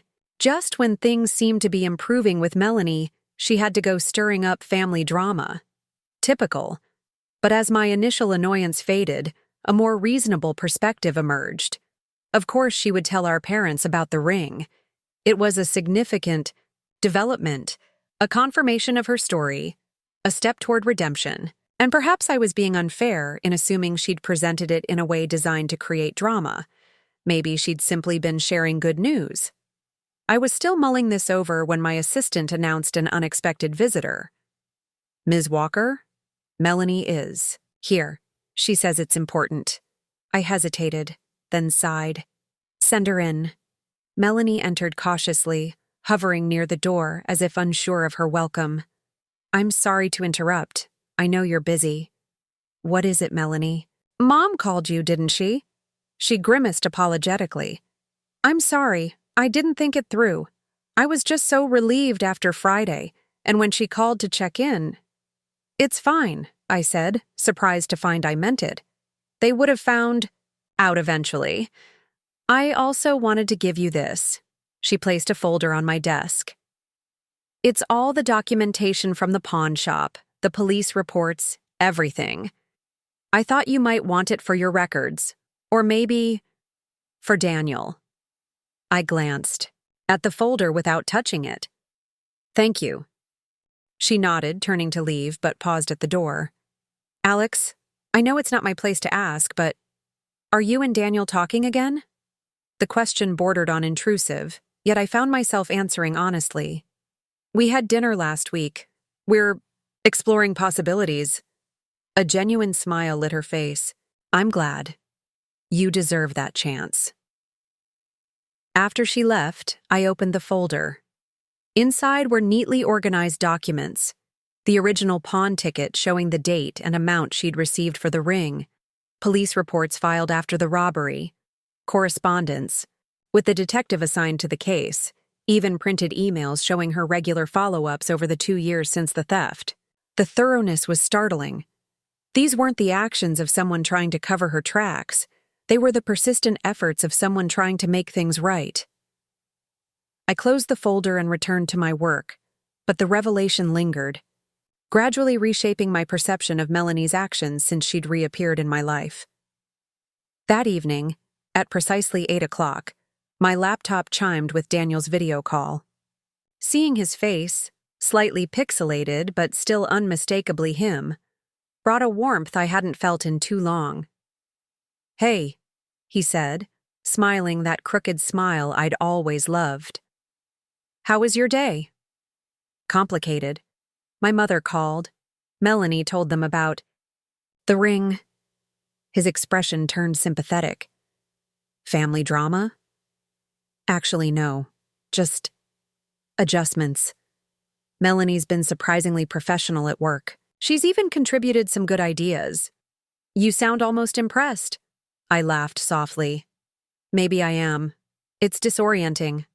Our conversation flowed easily after that, covering everything from his latest architectural project to my company's expansion plans. It felt both comfortable and exciting, the foundation of our past connection supporting something new and undefined. I miss you, he said as our call was winding down. I know we're taking things slow, seeing where this leads, but I just wanted you to know that. I miss you too, I admitted. 3 weeks seems like a long time. His eyes brightened. I might be able to rearrange some meetings, come back sooner. Would that be something you'd want? Yes, I replied, the simplicity of my answer belying the complexity of emotions behind it. After we said goodnight, I sat looking at the blank screen, allowing myself to feel the full weight of what was happening. Daniel was coming back into my life. Melanie was proving herself at work. The ring, the tangible symbol of everything that had been broken, was being returned to me. It was almost too much to process, this sudden abundance of second chances. The next morning, my mother called again, earlier this time. Alexandra, we need to discuss this situation with Melanie. I steeled myself. What about it, specifically? She's told us everything, about taking the ring, about the pawn shop, about working for you now. It's a lot to take in. I imagine it is. Your father and I. She hesitated, her voice uncharacteristically uncertain. We realize we may have contributed to the problems between you girls. I nearly dropped the phone in shock. Never, in all our years of family dysfunction, had either of my parents acknowledged their role in the tension between Melanie and me. How so? I asked cautiously. We weren't always fair in how we treated you both. We expected more from you, gave more leeway to Melanie. She sighed heavily. We thought we were doing what was best, supporting each of you in different ways. But looking back, I can see how it must have seemed to you. I sat in stunned silence, unprepared for this unprecedented self-awareness from my mother. Melanie's changed, she continued when I didn't respond. This whole experience, losing her business, facing the consequences of her actions, it's humbled her. In a good way. I'm seeing that, I admitted. We'd like to have you both over for dinner. Next Sunday? It would mean a lot to your father. His health hasn't been good, Alex. The subtle guilt trip was so familiar it almost made me smile. Things never changed completely. I'll check my calendar, I promised, not quite ready to commit. How is Dad doing? Good days and bad. The new medication helps with the pain, but, she trailed off. He misses you. After a moment, I said quietly, I'll be there on Sunday. I'll let Melanie know. The rest of the week passed in a blur of work, evening video calls with Daniel, and a growing, cautious reconnection with Melanie. We weren't exactly friendly, but the toxic tension that had characterized our early interactions had dissipated, replaced by a tentative professional respect. Friday afternoon, Rachel called with an update. The paperwork's been expedited. You can pick up the ring on Monday at 10 a.m. That fast? Turns out Dawson is wanted for more serious crimes in Illinois.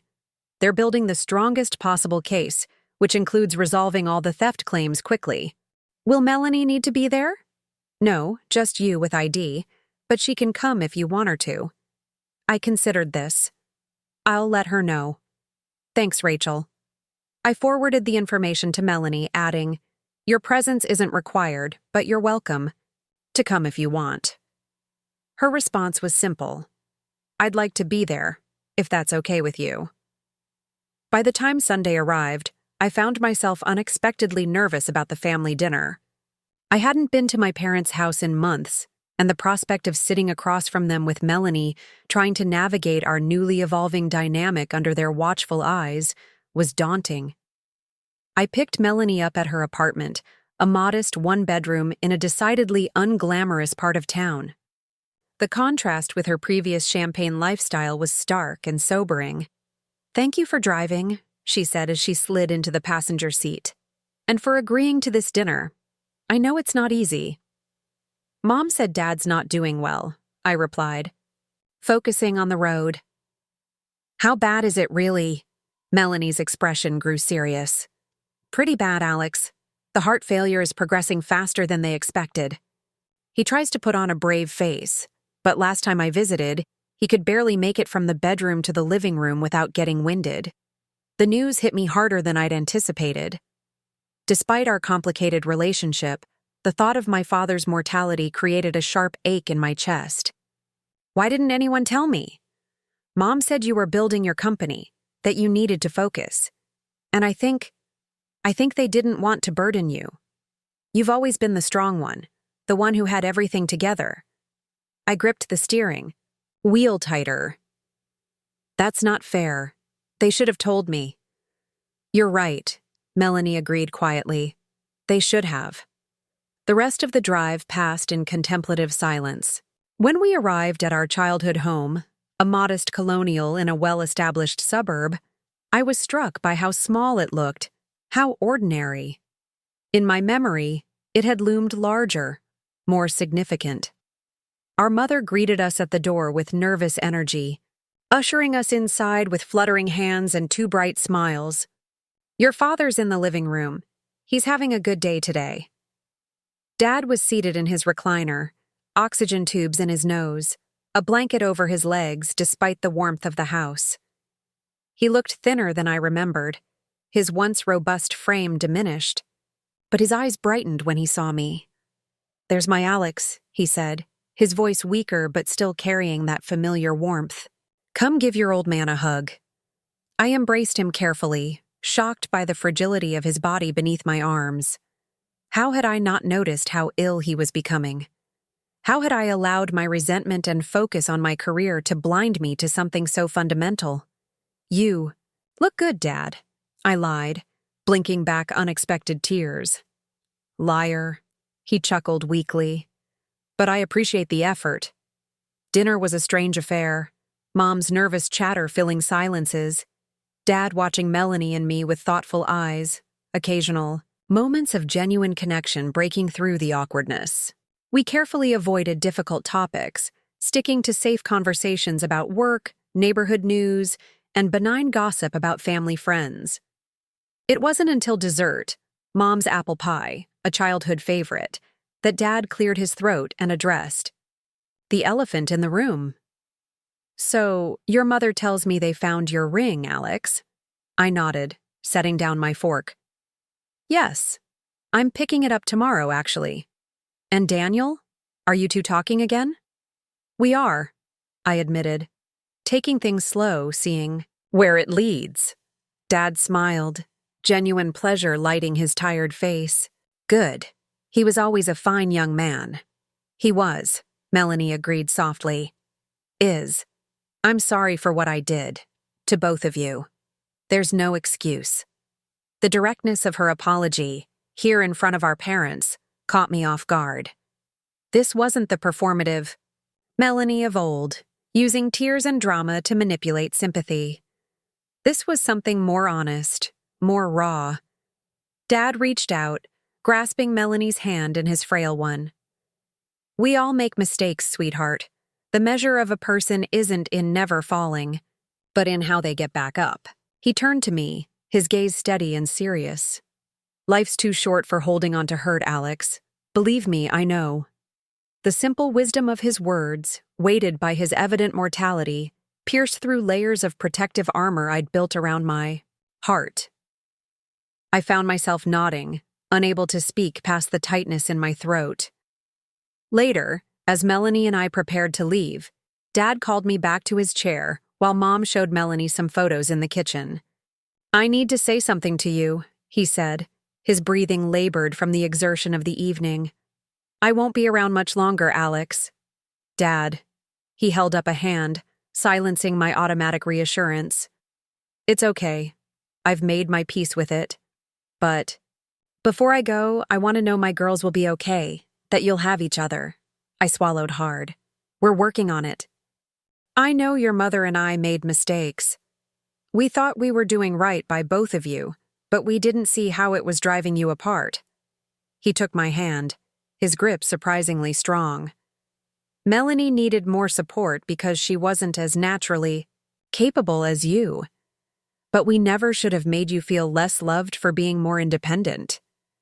Tears filled my eyes, the validation of feelings I'd carried since childhood overwhelming in its unexpectedness. "Thank you for saying that." "One more thing," he said, his voice growing weaker. "That ring, the one you're getting back tomorrow. Whatever you decide to do with it, make the choice for yourself.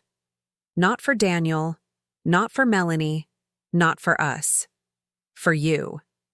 I leaned down and kissed his papery cheek. "I will, Dad. I promise." On the drive back to the city, Melanie was uncharacteristically quiet, gazing out the window at the passing suburbs. "You've been visiting them regularly," I said finally. "Since you came back?" She nodded. "Twice a week. I help Mom with groceries, keep Dad company while she runs errands. It's the least I can do." "Thank you," I said, surprising us both, "for being there when I wasn't." She turned to me, her expression serious in the dim light of the car. "It wasn't your responsibility to put your life on hold. You've always been the one who held everything together, Alex. Maybe it was someone else's turn." We lapsed back into silence, but it was different now. Not tense or awkward, but contemplative. Almost peaceful. As I pulled up outside her apartment building, she hesitated before opening the door. "Tomorrow, the ring. Are you nervous?" I considered the question honestly. Not about getting the ring back, more about what it represents: decisions, possibilities, closure. "Whatever you decide," she said quietly, "I'll support it." I studied her face, searching for signs of the old manipulative Melanie, but found only sincerity. "Thank you." That night, I couldn't sleep. I paced my house, mind whirling with too many thoughts, too many emotions. The imminent return of the ring, my father's declining health, Melanie's transformation, Daniel's reappearance in my life. It was all converging, demanding resolution. Around midnight, I found myself opening the empty ring box Melanie had returned to me, running my fingers over the worn velvet. Tomorrow it would hold its intended treasure again. But what would I do with it then? What did I want it to represent? My father's words echoed in my mind. Make the choice for yourself. As dawn broke, I finally knew what that choice would be. Monday. Morning dawned bright and clear, the kind of perfect autumn day that seemed designed for new beginnings. I dressed with particular care. A structured charcoal suit that made me feel armored and professional, a silk blouse in deep sapphire that reminded me of the accents on the ring I was about to reclaim. I'd texted Melanie the night before, confirming our plans to meet at the police station. Her response had been prompt, but subdued. I'll be there. Thank you for including me in this. As I drove downtown, I rehearsed what I would say to her, how I would handle the moment when the ring was finally back in my possession. The decision I'd reached in those quiet pre-dawn hours felt right, but I was still nervous about articulating it, about taking this step that felt both like closure and beginning. Melanie was already waiting outside the police station when I arrived, looking uncharacteristically small and vulnerable in a simple navy dress, her hair pulled back in a low ponytail. Gone were the flashy accessories and designer labels that had once been her armor. This new Melanie was stripped down, authentic in a way I was still getting used to. "Good morning," she said, her voice slightly strained. "Ready?" I nodded, and together we entered the building. The process was surprisingly efficient. Forms to sign, identification to verify, and then Detective Johnson was placing a small evidence box on the counter between us. "Ms. Walker, if you could confirm this is your property," he said, opening the box to reveal the ring nestled inside. My breath caught as I saw it again.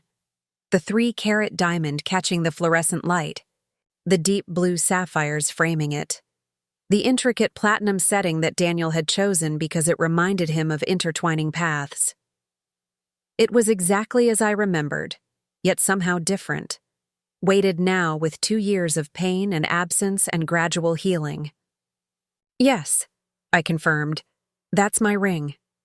I signed the final release form, and then it was mine again, slipped into a small manila envelope, handed across the counter with a casualness that belied its significance. Melanie stood slightly behind me, silent but present. I could feel the tension radiating from her, the desperate hope for forgiveness warring with resignation to whatever judgment I might pass. "Would you like to get coffee?" I asked as we exited the building, surprising both of us with the invitation. She blinked, clearly caught off guard. "I'd like that. But don't you need to get to the office?" I've blocked off my morning. This felt important enough to give it proper time and attention. We walked to a small cafe a few blocks from the police station, one neither of us had frequented before. Neutral territory. After ordering, we settled at a corner table by the window, the manila envelope sitting between us like a talisman. "I can't believe they actually found it," Melanie said softly, her eyes fixed on the envelope. "After all this time." "Neither can I."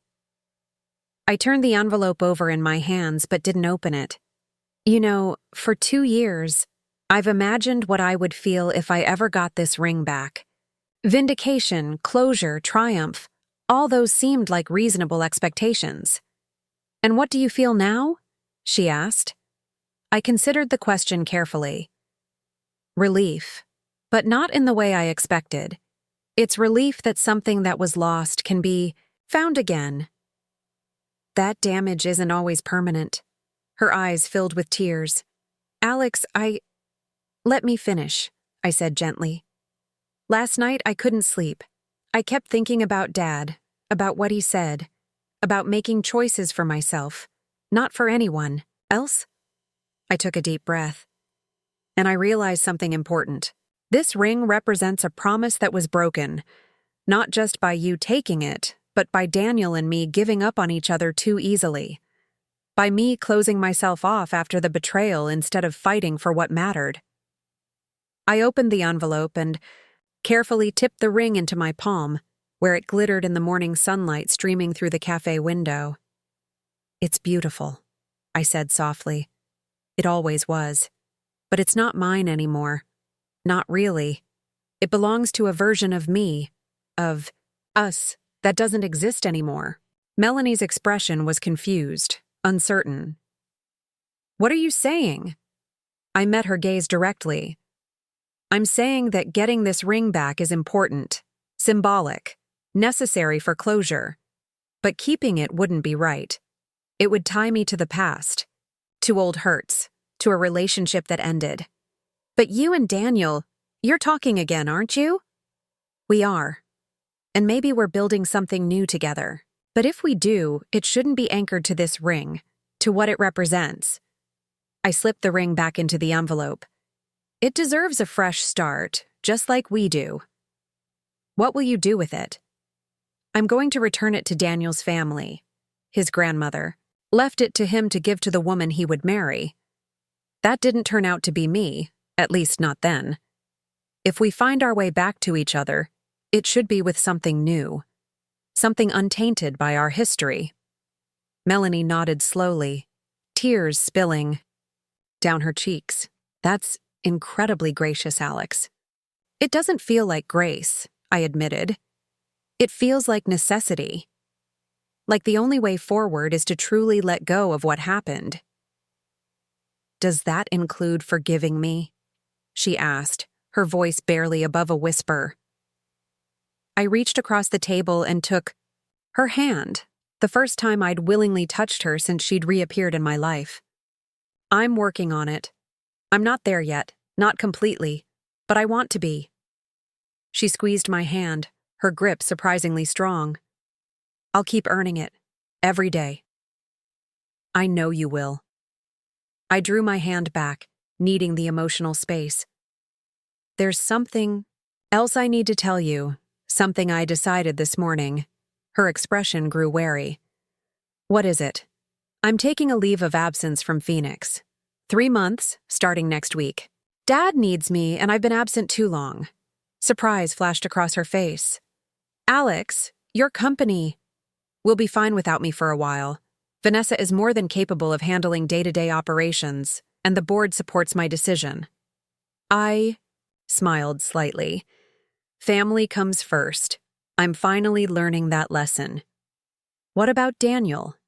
"He's planning to come visit next weekend. I'm going to tell him about my decision then, in person.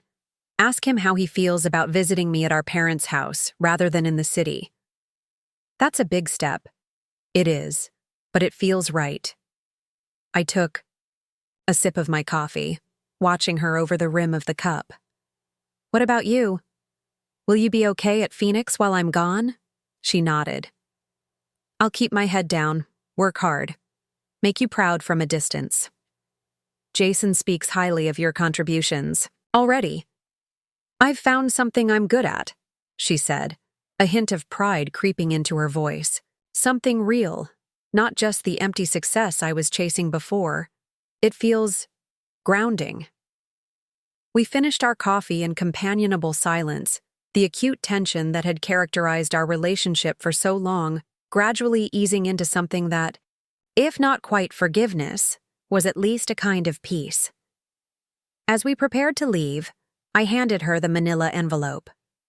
"I want you to give this to Daniel when he comes next weekend. It should come from you." She looked at me in shock. "Alex, no, I couldn't." "Yes, you can. It's important. For him, for you, for me.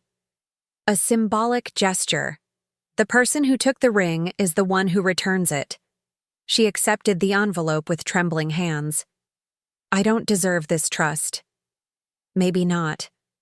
But you're getting it anyway." I stood, gathering my coat. "That's what second chances are about, Melanie. Giving trust before it's fully earned, because otherwise, how can anyone prove themselves worthy of it?" Back at the office, I spent the day finalizing details for my leave of absence, transitioning projects, briefing Vanessa on ongoing initiatives, sending thoughtful emails to each department head outlining my expectations during my absence. It felt strange, preparing to step away from the company I'd built with such single-minded determination, but also surprisingly right. Late in the afternoon, Jason stopped by my office with another update on Melanie. "The client case studies are coming along well," he reported. "She has a natural talent for identifying the human stories behind the data. It's impressive." "Good. I'm glad she's finding her place here." He hesitated, clearly weighing his next words. "The team's heard about your leave of absence. There's some concern about what it means for the department, especially the newer projects. All the transitions are being handled. Vanessa has full authority to make decisions in my absence." "And Melanie? Will her position be affected?" The question surprised me. "No, why would it be? Some people are wondering if she was just a temporary hire, a favor from you that might not be supported by other leadership once you're gone." I frowned. "Melanie was hired on her own merits, and she'll be evaluated on her performance like any other employee.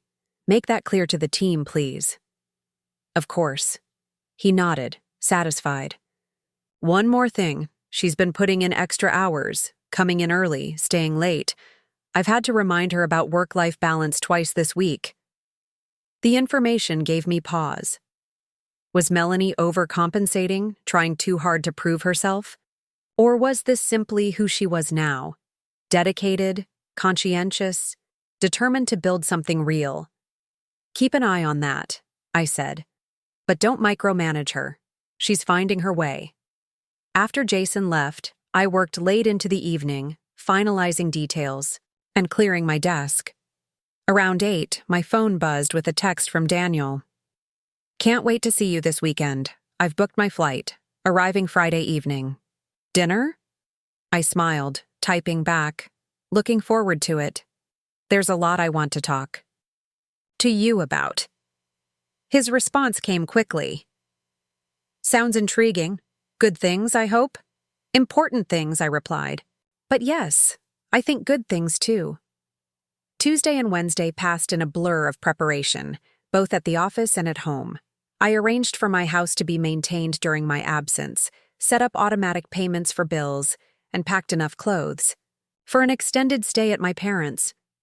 The practical tasks kept me grounded as the reality of my decision sank in. I was putting my career on pause, prioritizing family in a way I never had before.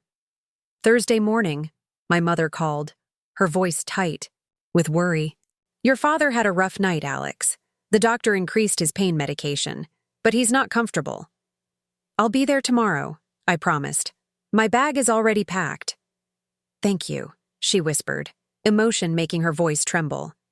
"It will mean so much to him." After the call, I sat at my desk, gazing out at the city skyline, letting waves of anticipatory grief wash over me. The thought of watching my father decline, of potentially losing him, created an ache so profound I could barely breathe around it. Yet mingled with the pain was certainty. I was making the right choice, being there for him, for my mother, for our family, while we still had time together. A soft knock at my door pulled me from my thoughts. Melanie stood in the doorway, hesitant. "To enter?" "Sorry to interrupt. Do you have a minute?" I waved her in. "What is it?" "Mom just called me. About Dad."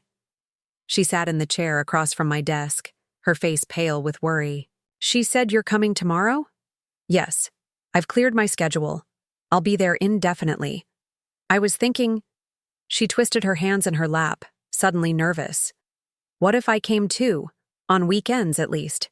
I could help with cooking, cleaning. Whatever Mom needs. Give you breaks so you're not carrying everything yourself." The offer touched me in an unexpected way. "I think that would be good. For all of us." "Really?" Relief flooded her expression. "I wasn't sure if you'd want me there, if you'd think I was intruding. It's your family too, Melanie. The simple acknowledgement hung between us, weighted with significance. For years, I'd unconsciously separated myself. It was my parents, my achievements, my burdens to bear, isolating myself in self-sufficiency, while resenting the attention and support Melanie received. But the truth was more complex, more interconnected. We were sisters, shaped by the same flawed family dynamics, both victims and perpetuators of patterns established long before we had the awareness to change them. "Thank you," she said quietly, "for letting me be part of this." "You don't need my permission, Mel." The childhood nickname slipped out accidentally, catching us both by surprise. I hadn't called her that in years, not since we were teenagers. Sharing late-night secrets and dreams before competition and resentment drove us apart. A small, genuine smile touched her lips. "I haven't heard that name in a long time." "Force of habit," I said, slightly embarrassed. "I like it." She stood, smoothing her skirt. "I should get back to work. Let me know if there's anything you need help with before you leave tomorrow." After she left, I sat thinking about patterns, how they form, how they break, how sometimes they transform into something new and unexpected. Melanie and I would never have the simple, uncomplicated relationship that some sisters enjoy. There was too much history, too many wounds both given and received. But perhaps we could build something different, something honest and real, not based on competition or resentment, but on the shared experience of growing and changing. Friday. Morning. I handed off the last of my pending projects to Vanessa, cleared my desk, and prepared to leave the office I'd built with such dedication. It felt strangely anticlimactic. No dramatic farewell, no emotional departure. Just a series of practical handovers, and then it was done. I was stepping away, putting something else first. As I walked toward the elevator, Jason's voice called out from the marketing department. "Alexandra, wait a moment." He hurried over, followed by several members of his team, including Melanie, who hung back slightly, uncertainty written across her face. "We wanted to wish you well," Jason said, "and to give you this." He handed me a small gift bag. Inside was a leather-bound notebook with the Phoenix Analytics logo embossed on the cover. "For all those ideas you'll have while you're away," he explained. "We expect you back with pages full of brilliant new directions." I was touched by the gesture. "Thank you, all of you. Take good care of my company while I'm gone." As the team dispersed, Melanie approached cautiously. "Have a safe drive. I'll see you tomorrow evening?" "Yes. I'll text you if anything changes with Dad's condition." She nodded, then surprised me by leaning in for a brief, awkward hug. "It's going to be okay, Alex. Whatever happens, we'll face it together this time." The drive to my parents' house was quiet, giving me time to process the rapid changes happening in my life. 3 weeks ago, I was a dedicated CEO with no room for personal distractions, my past neatly compartmentalized and ignored. Now I was driving toward an indefinite leave of absence, my dying father, a sister I was cautiously rebuilding a relationship with, and the possibility of reconnecting with the man I'd once planned to marry. It was terrifying. It was necessary. It was perhaps long overdue. My mother met me at the door, her face lined with fatigue but brightening at the sight of me. "He's been asking for you all morning," she said, embracing me tightly. "He's having a good day today, thank goodness." Dad was in his usual chair in the living room, oxygen flowing through the tubes in his nose, but his eyes were clear and alert. He smiled as I entered, arms opening for a hug. "There she is," he said, his voice stronger than it had been during our last visit.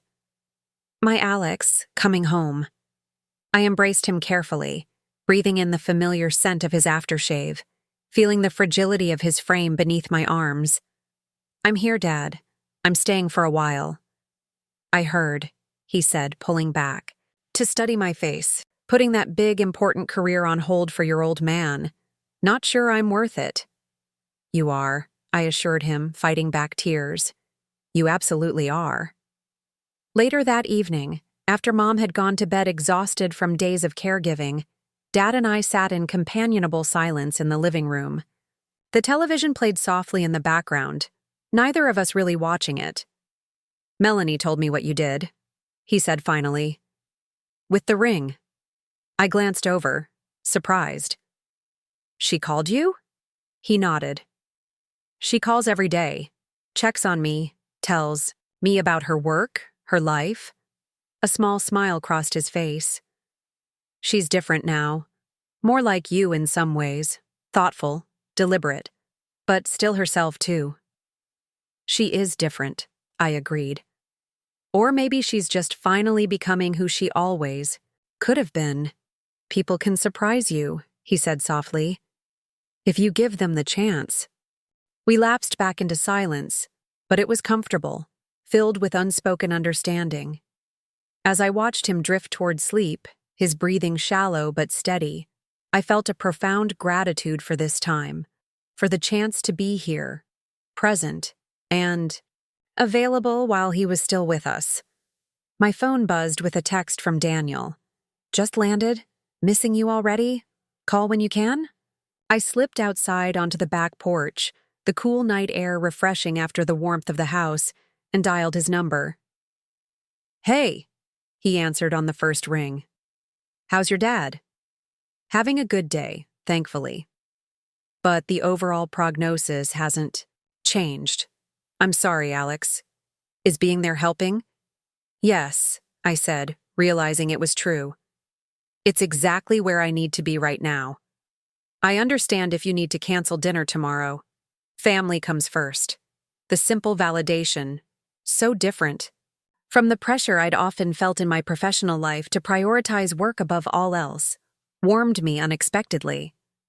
Actually, I was hoping you might consider coming here instead. It's not fancy, but Mom's cooking is good, and I'd like you to see Dad while he's still well enough for visitors. There was a pause, then his voice, soft and certain. I'd be honored, Alex. Text me the address. I'll be there. As we said goodnight, I gazed up at the canopy of stars visible here in the suburbs, so much clearer than in the city. Tomorrow, for the first time, all the separate threads of my life would converge. Daniel, Melanie, my parents, and me, gathered together under one roof. Saturday morning dawned with unexpected sunshine, a reprieve from the typical autumn gloom. I woke early, the strange familiarity of my childhood bedroom both comforting and disorienting. For a moment, I could almost believe I was 16 again. With college applications spread across my desk and the weight of expectations heavy on my shoulders. But the sound of my father's oxygen machine humming steadily from down the hall brought me firmly back to the present, to the reality of why I was here, what mattered now.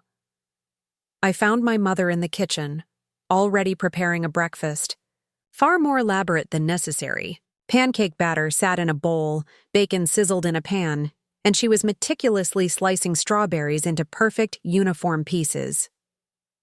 Mom, you don't need to go to all this trouble, I said, pouring myself coffee from the pot she'd already brewed.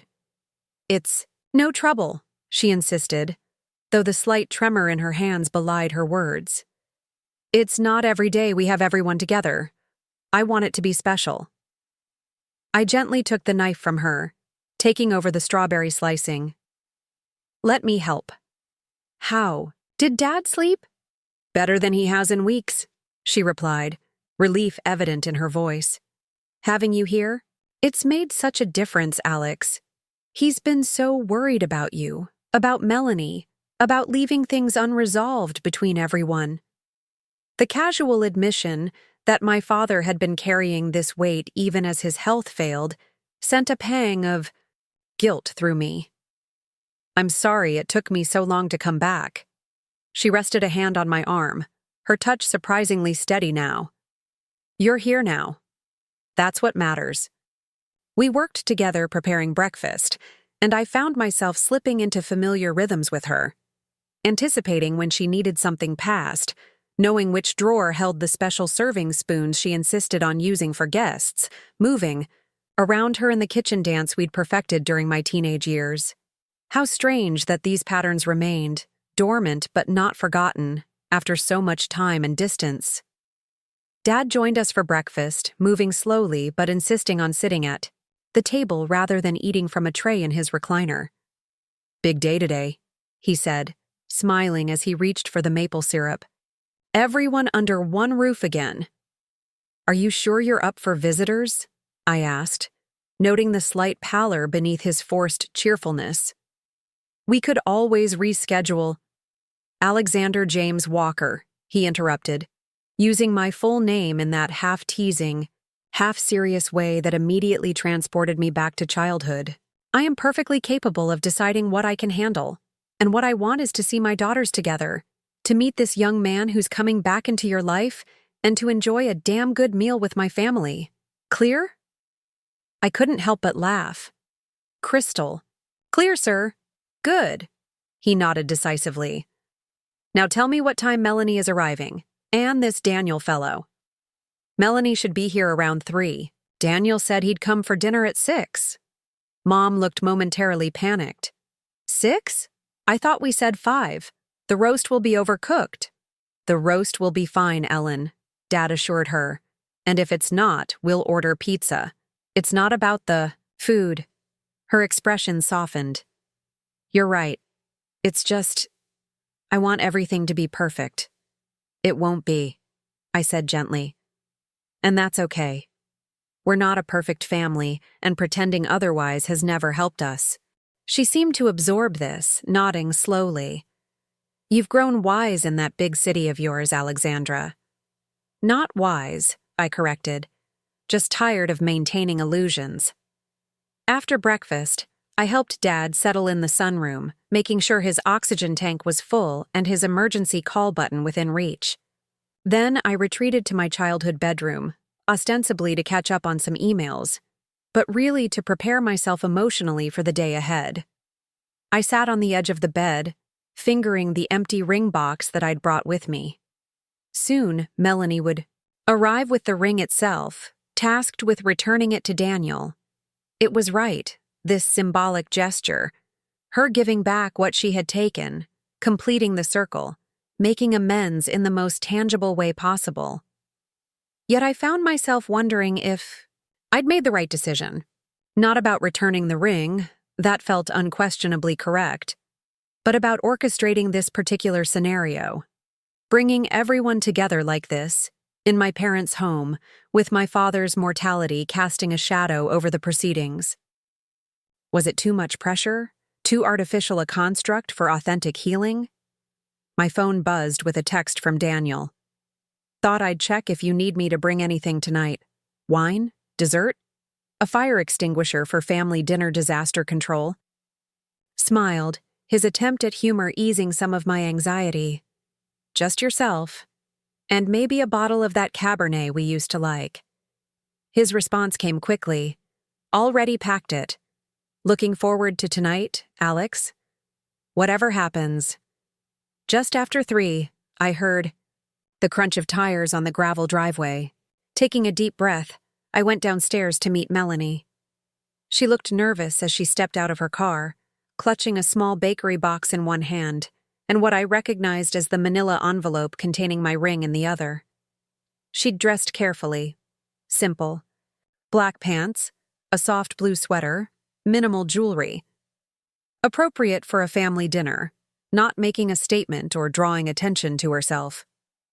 "You made it," I said, stepping onto the porch. Traffic was light. She hovered at the foot of the steps, uncharacteristically hesitant. "Is Dad having a good day?" "Better than yesterday. He's in the sunroom." She nodded, and together we went inside. Mom immediately bustled over, taking the bakery box and exclaiming over the lemon tarts Melanie had brought. Dad's favorite, I realized with surprise. Not a random selection, but a thoughtful choice specifically for him. In the sunroom, Dad's face brightened as Melanie entered. "There's my girl," he said, extending his arms for a hug. She embraced him carefully, her movements gentle and practiced, clear evidence of her regular visits, her familiarity with his condition. The afternoon passed in a strangely peaceful rhythm. Mom puttered in the kitchen, refusing all offers of help except for the most basic tasks. Dad dozed intermittently in his chair while Melanie and I sat nearby, sometimes talking quietly, sometimes just existing together in the shared space. At one point, while Dad was sleeping and Mom was occupied with dinner preparations, Melanie produced the manila envelope. "Are you sure about this?" she asked softly, handing it to me. "About me giving it back to him?" I nodded. "It feels right. Full circle." She studied my face, searching for any hint of doubt or manipulation. Finding none, she sighed. "I hope he understands what it means. The gesture, I mean. He will." The confidence in my voice surprised me, but I realized I did trust Daniel to understand, to see the return of the ring not as a rejection or dismissal of our history, but as an acknowledgement that we were different, people now, with the possibility of building something new together. At 5:30, I went upstairs to change for dinner, choosing a simple navy dress that Daniel had always liked. As I fastened a delicate silver necklace, a gift from my father on my college graduation, I caught sight of my reflection in the mirror and paused, struck by what I saw. For 2 years, I'd crafted an image of steely professionalism, of controlled perfection. The woman who stared back at me now looked softer somehow, more human.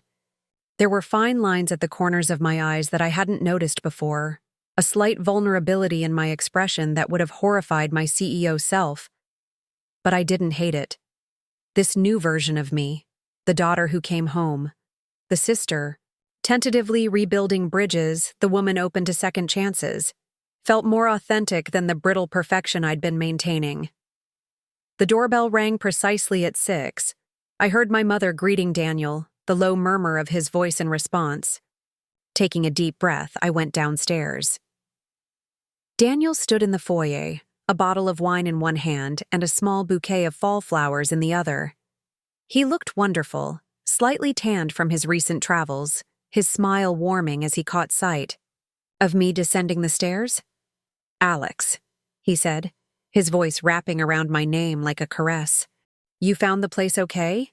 I asked, immediately regretting the banality of the question. "Your directions were perfect." He handed the flowers to my mother, who beamed with pleasure.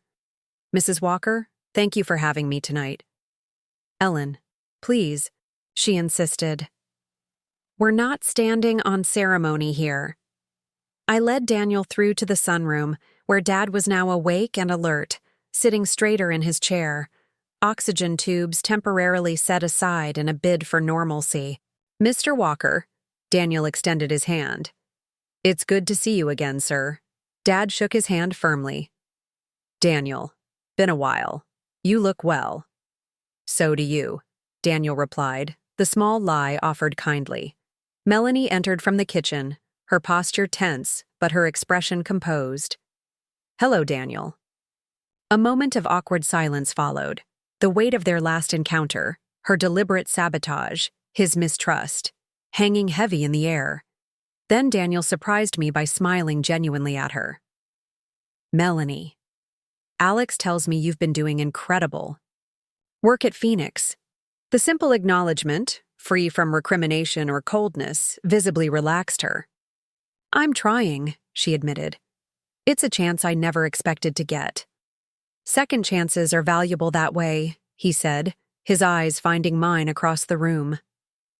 Dinner was served at the large dining table, little used in recent years according to my mother's apologetic explanation of the mismatched napkins.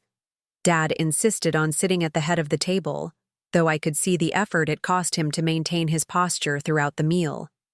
The conversation flowed more easily than I had dared hope. Daniel charmed my mother with questions about her garden, engaged my father in discussions about architecture and design, and even managed a few genuinely warm exchanges with Melanie about her marketing projects at Phoenix. As we finished the Main course. Dad cleared his throat, commanding attention in that effortless way he'd always had, even weakened by illness. I want to say something, he announced. While I have all of you here. Mom reached for his hand, her expression momentarily anxious. Life is shorter than you think, he continued, his gaze moving deliberately from face to face around the table. Too short for grudges, for pride, for leaving important things unsaid. He looked at me, his eyes softening. Alexandra, watching you build your company has been one of the great joys of my life. But seeing you here now, choosing family when it matters most, that makes me prouder than any professional achievement ever could. Tears pricked at my eyes as he turned to Melanie. And you, my sweet girl. You've had a harder road in some ways. Partly our fault, I think. We didn't always know how to nurture your particular gifts. But the woman you're becoming now, through your own hard work and honesty, she's remarkable. Melanie ducked her head, unable to hide the tears streaming down her cheeks. Dad looked at Daniel next. Young man, I don't know what the future holds for you and my daughter. But I know character when I see it, and coming here tonight, facing this complicated family situation with grace, that speaks volumes. Finally, he turned to my mother, his expression softening with decades of love. Ellen, you've been my strength. Through everything. I couldn't ask for a better partner in this life. He raised his water glass, the closest he could come to a toast with his medications. To family. Not perfect, not always easy, but worth fighting for. We all raised our glasses, the moment suspended in time, a fragile, precious convergence of past and present, of hurt and healing, of endings and new beginnings. After dinner, as Mom served coffee and Melanie's lemon tarts in the living room, I saw Melanie catch Daniel's eye and nod slightly toward the front porch.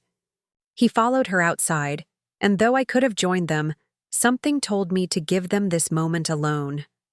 Through the window, I watched their interaction. Serious faces, Melanie speaking earnestly, Daniel listening intently. Then she handed him the manila envelope, her posture straightening as if releasing a weight she'd carried too long. Daniel opened it, staring down at the ring nestled in his palm. After a long moment, he nodded, said something that made Melanie's shoulders relax, and then, to my surprise, briefly embraced her before they both returned inside. The rest of the evening passed quietly. Dad tired early, and Mom helped him too, bed with practiced efficiency. Melanie volunteered to clean the kitchen, waving away my offers of help with surprising confidence. Go, she insisted. Take a walk with Daniel. It's a beautiful night. The autumn air was crisp as Daniel and I strolled down the quiet suburban street, golden light spilling from windows, leaves crunching beneath our feet. Your sister returned. The ring, he said finally, breaking the comfortable silence between us. I asked her to. He nodded, pulling the small velvet box from his pocket. Not the pawn shop box I'd given Melanie, but the original one, the one that had held his grandmother's ring when he first proposed to me. She explained what it means. That you want to return it to my family. Is that okay? I asked, suddenly uncertain. It's more than okay. He stopped walking, turning to face me under the glow of a streetlight. It's exactly right. Whatever happens between us now, it should be new, not weighed down by old pain. I exhaled slowly, relief washing through me. That's what I hoped you'd say.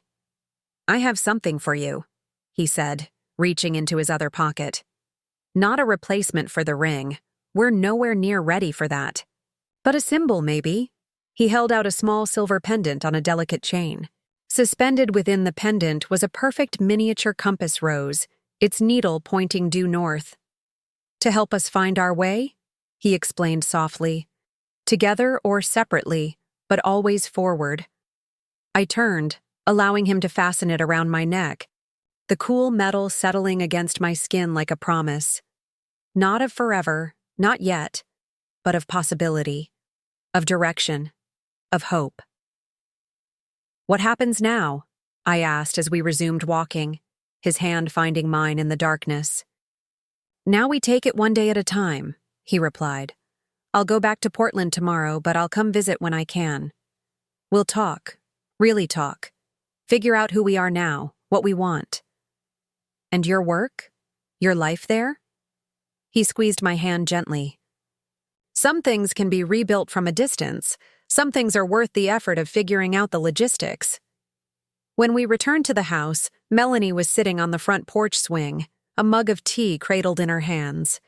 She started to rise, to give us privacy, but I shook my head. "Stay," I said, settling beside her on the swing while Daniel took the wicker chair nearby. "It's your home, too." She blinked rapidly, emotion flickering across her face. "I wasn't sure you still felt that way." "Neither was I admitted. "But I'm learning that family isn't something you earn or lose based on performance. It just is." "Even when we mess up spectacularly?" she asked, her attempt at humor not quite hiding the vulnerability beneath. "Especially then," Daniel interjected quietly. "Otherwise, what's the point?" We sat together in the cool night air, three people connected by past wounds and present healing, by mistakes and forgiveness, by the complicated, imperfect bonds of love in its many forms. Later that night, after Daniel had gone to his hotel with plans to return for breakfast before his flight, and Melanie had settled into the guest room down the hall, I stood at my bedroom window, looking out at the familiar neighborhood of my childhood. My hand drifted to the compass pendant at my throat, its weight slight but significant. Not a ring, not a binding promise, but something equally precious, a direction, a possibility, a choice freely made, rather than determined by the past. 3 weeks ago, I would never have imagined being here, back in my parents' home, my career. Temporarily paused, my heart cautiously opening to both Daniel and Melanie again. 3 weeks ago, I was defined by what I'd lost, by betrayal and bitterness, by walls built to protect myself from further pain.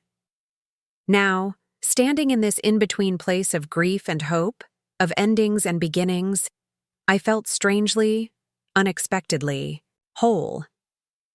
Not because everything was resolved or perfect, but because I was finally allowing myself to experience all of it. The pain and the joy, the disappointment and the possibility, the complexity of being human in relationship with other flawed, precious humans. My father was right. Life was too short for grudges, for pride, for leaving important things unsaid. It was too short for anything but the messy, glorious work of loving and being loved, of forgiving and being forgiven, of building and rebuilding, connections that sustain us through both darkness and light. The ring was gone, returned to its origins, its circle broken and remade into something new. But in its place was something perhaps more valuable, the knowledge that what is broken can be mended, what is lost can sometimes be found again, and what seems like an ending might actually be the beginning of a different, deeper story. As I turned from the window and prepared for sleep, I felt neither triumph nor vindication, neither the sharp satisfaction of revenge nor the hollow echo of loss that had defined me for so long. Instead, I felt something simpler and more profound. Peace. The quiet certainty that whatever came next, with my father's illness, with Melanie's redemption, with Daniel's return to my life, I would face it with an open heart, without the weight of old wounds holding me captive to the past.